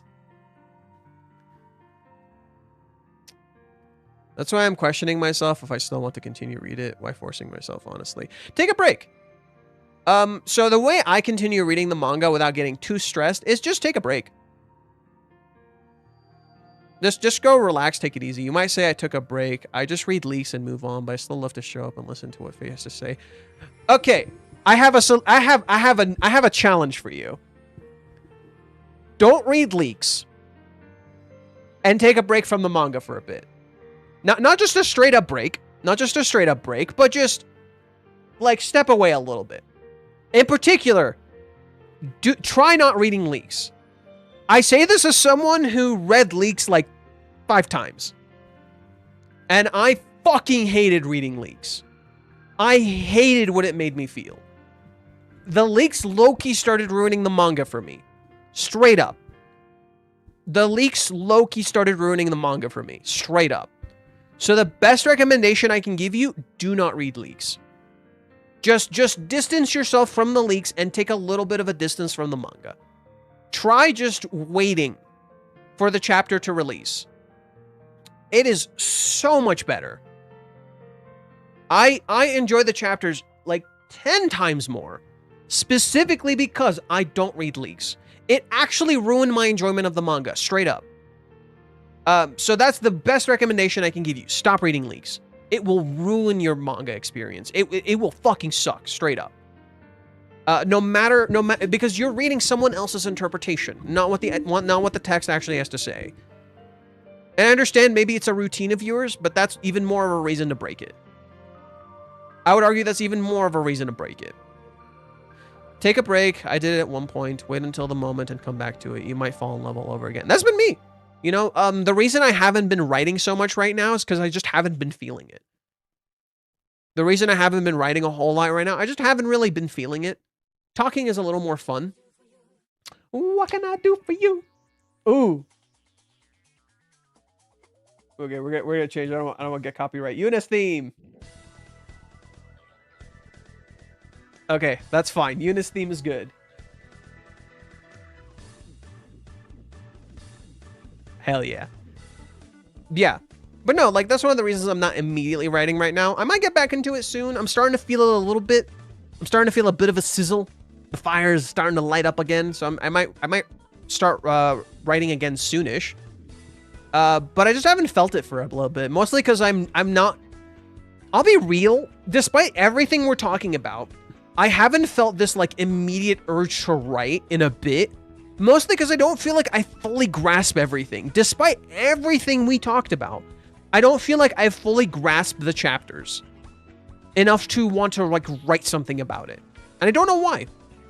Like the way I write, just to give you guys like an indicator, the way I write is sometimes like I'm watching something or I'm watching someone else and I'll get like they'll say something in their video, whether it was an analysis video or show I'm watching or something, they'll say something.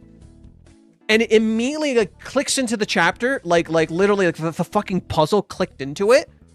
And then I'll be like, I understand everything. I know what this all means. I fucking get it. And then I'll just like write that big thread on Twitter.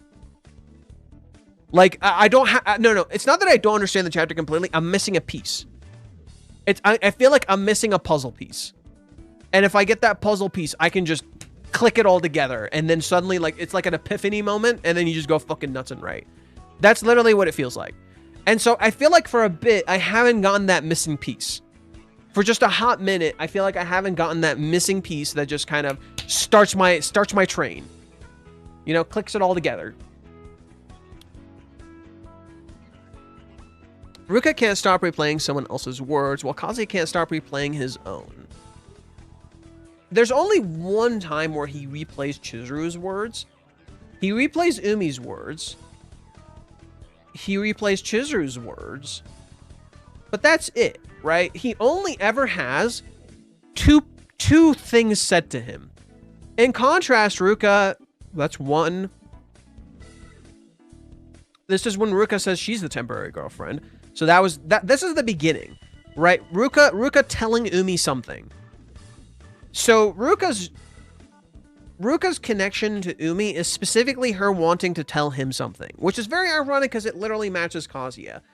And then she's trying to understand why she wants to tell him something. So I think that's maybe the idea behind Ruka's character in this entire arc. Ruka is wondering why she wants to tell Umi something, and she remembers his words to try and understand where that's coming from.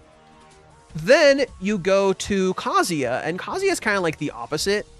Kazuya wants to tell Chizuru something, but doesn't wonder about why he wants to tell her the thing, but how he should go about doing it. And what he has to address. Right? So Kazuya's is all answers, Ruka is all questions. Right? Kazuya is raising questions and answering them. Ruka is just raising questions. And she can't accept the answers to the questions. Kazuya is constantly getting answers. Like every single one is an answer almost. The only time he gets a question is from here and he immediately answers it. All right? He answers it before Chizuru even asks. Right? This is the answer to this question. She said that it's her job to get people to like her, so I have to show her how serious I am. She asked this question that he just answered. So he's already answering questions before they're even asked to him. Yeah, so I think that's the difference between Ruka and Kazuya. Ruka has posed a question to herself because she told Umi things and she's like, why the fuck am I telling him things? Kazuya is like, I want to tell Chizuru this thing. But then he keeps asking himself, oh, should I do it like this? Should I do it like this?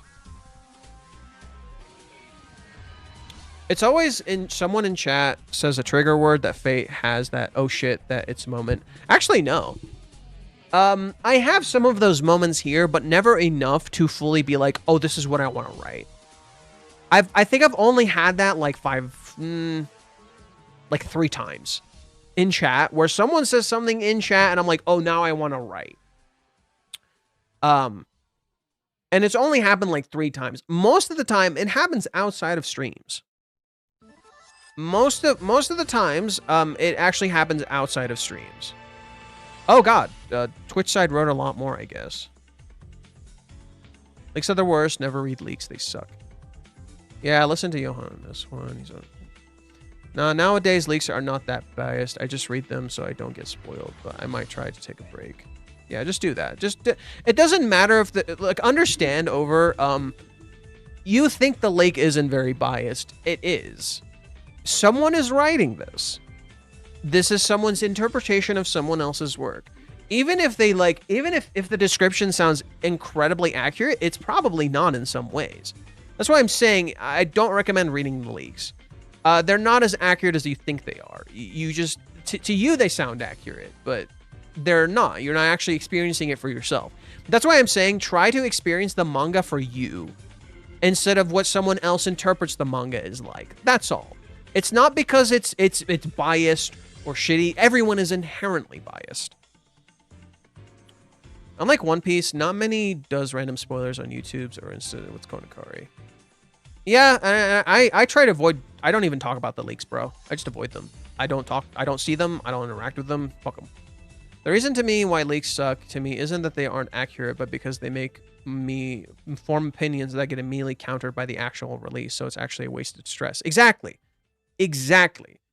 I stress over the fucking things that I'm being told instead of actually reading it for myself, and it's fucking annoying as hell. Which reminds me, I got a fucking spoiled on JoJo recently. I haven't read the latest 2 chapters yet, so I'm kind of mad.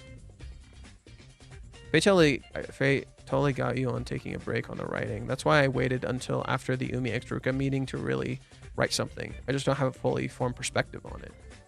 God damn it. Lately, Twitter has been spoiling anime and watching too.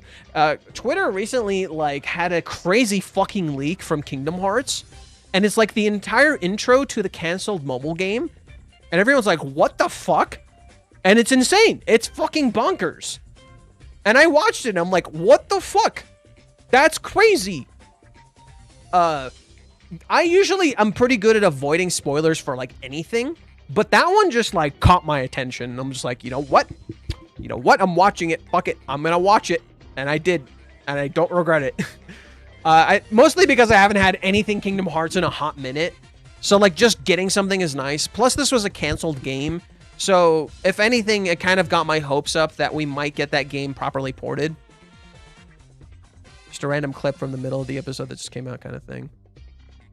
That's why I'm reading leaks, because if something big happens, it's all over my timeline. Can you explain the Kingdom Hearts leak? So there was a game called...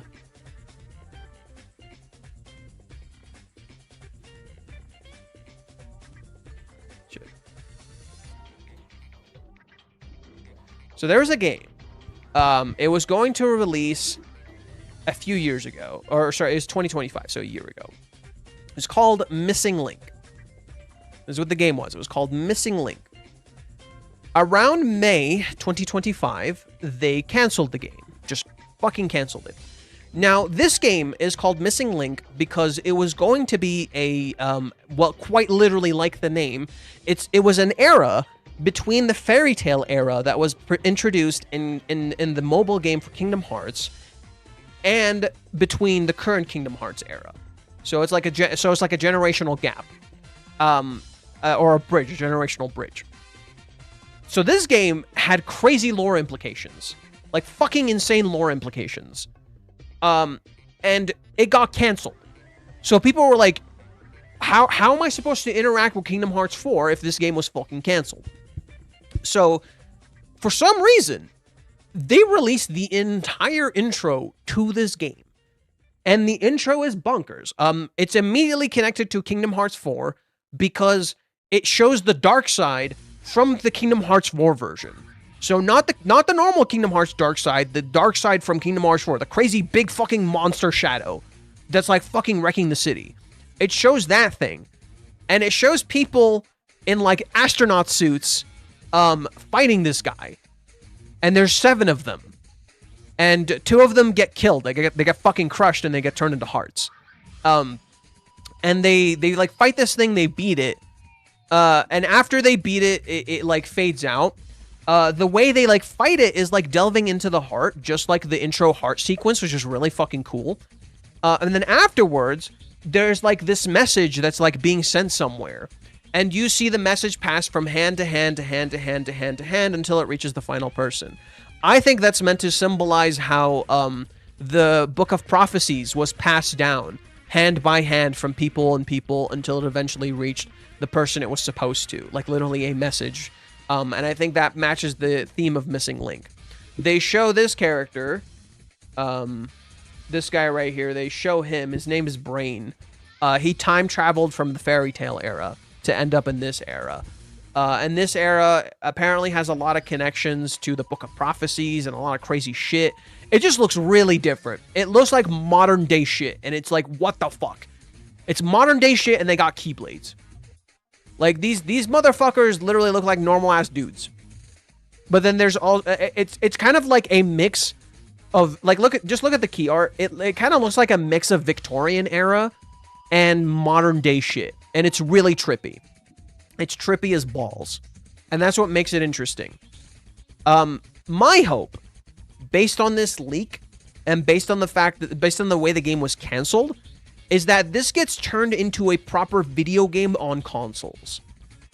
Because of Final Fantasy Resonance, which was a mobile game, and it was later, and now it is a full-on game. So I think what Square's doing, because right now, from what I understand, they only have one mobile game. From what I understand, they've canceled all of their mobile games. They canceled the Final Fantasy Ever Crisis. They canceled the Kingdom Hearts games. They canceled, like, one other thing. I forgot which one they fucking canceled. And then now, the only game they have left is the Dissidia mobile game, which I fucking hope they cancel too, and they turn it into a real game. That just seems like a good fucking idea. Dude, Square Enix, make your own fighting game. What the fuck are you doing? Make your own fighting game. It would be sick. Make a Dota. Make a whatever. Those would be interesting. You would make money. So, yeah, I hope this game ends up getting turned into like a proper video game. Mostly because of the lore implications that seem really interconnected to Kingdom Hearts 4. It just feels like a bad idea to not make this a game. They also said in D23, which is coming up soon, when they're going to talk about Kingdom Hearts, notice their wording. They did not say they would talk about Kingdom Hearts 4. They said they would talk about Kingdom Hearts as a series, indicating there's going to be more projects being talked about in D23 than simply Kingdom Hearts 4. So there's going to be more shit. It's going to be really interesting. Like, I'm pretty excited. At first, I thought I was watching a Death Stranding trailer. Yeah, literally. Yeah, literally. Well, less so Death Stranding and more Ludens, which is the main character, which is like the mascot for Kojima Productions. Like, this is what you're thinking of, Kojima Productions. You're thinking of this guy. This isn't actually from Death Stranding. It's called Ludens. He's the mascot of Kojima Productions, but no character in Death Stranding looks like this. There's not a single character in Death Stranding that looks like this. This is a whole other thing. We KH fans need food. Bro, yes, I'm fucking hungry. Granted, I would say Rent-A-Girlfriend Knit fans need some food too. This game was said before it was canceled that it was very connected to KH4. Yeah. And they pretty much said they couldn't, like, live up to the game and they couldn't make it what they wanted to be.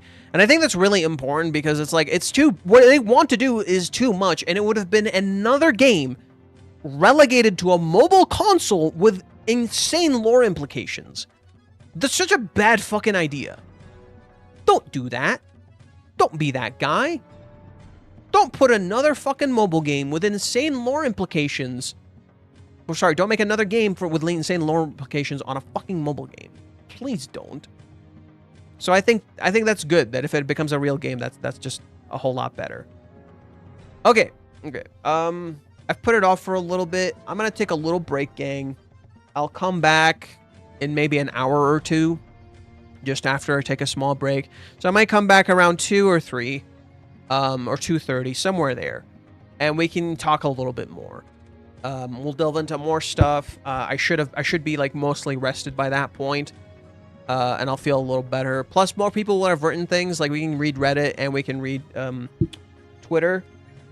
I'll also double check my schedule so I can tell you guys what the plan is for next week. My inventory's done. All the bullshit is done, so I should be okay. I'll probably stream tomorrow. Yeah, I'll probably for sure stream tomorrow. We'll do our deep analysis then, and we'll delve into stuff, and we'll go from there. So thanks for tuning in. I hope you guys enjoy this stream. I know it's not as long as you might have hoped. That's partially my fault. I didn't sleep as much as I would have liked. I'll sleep better, and then so yeah, just check in later, like 2:30 or 3 o'clock, somewhere around that point. I'll see you guys later. Thank you for tuning in. Hope you guys enjoyed. Bye bye.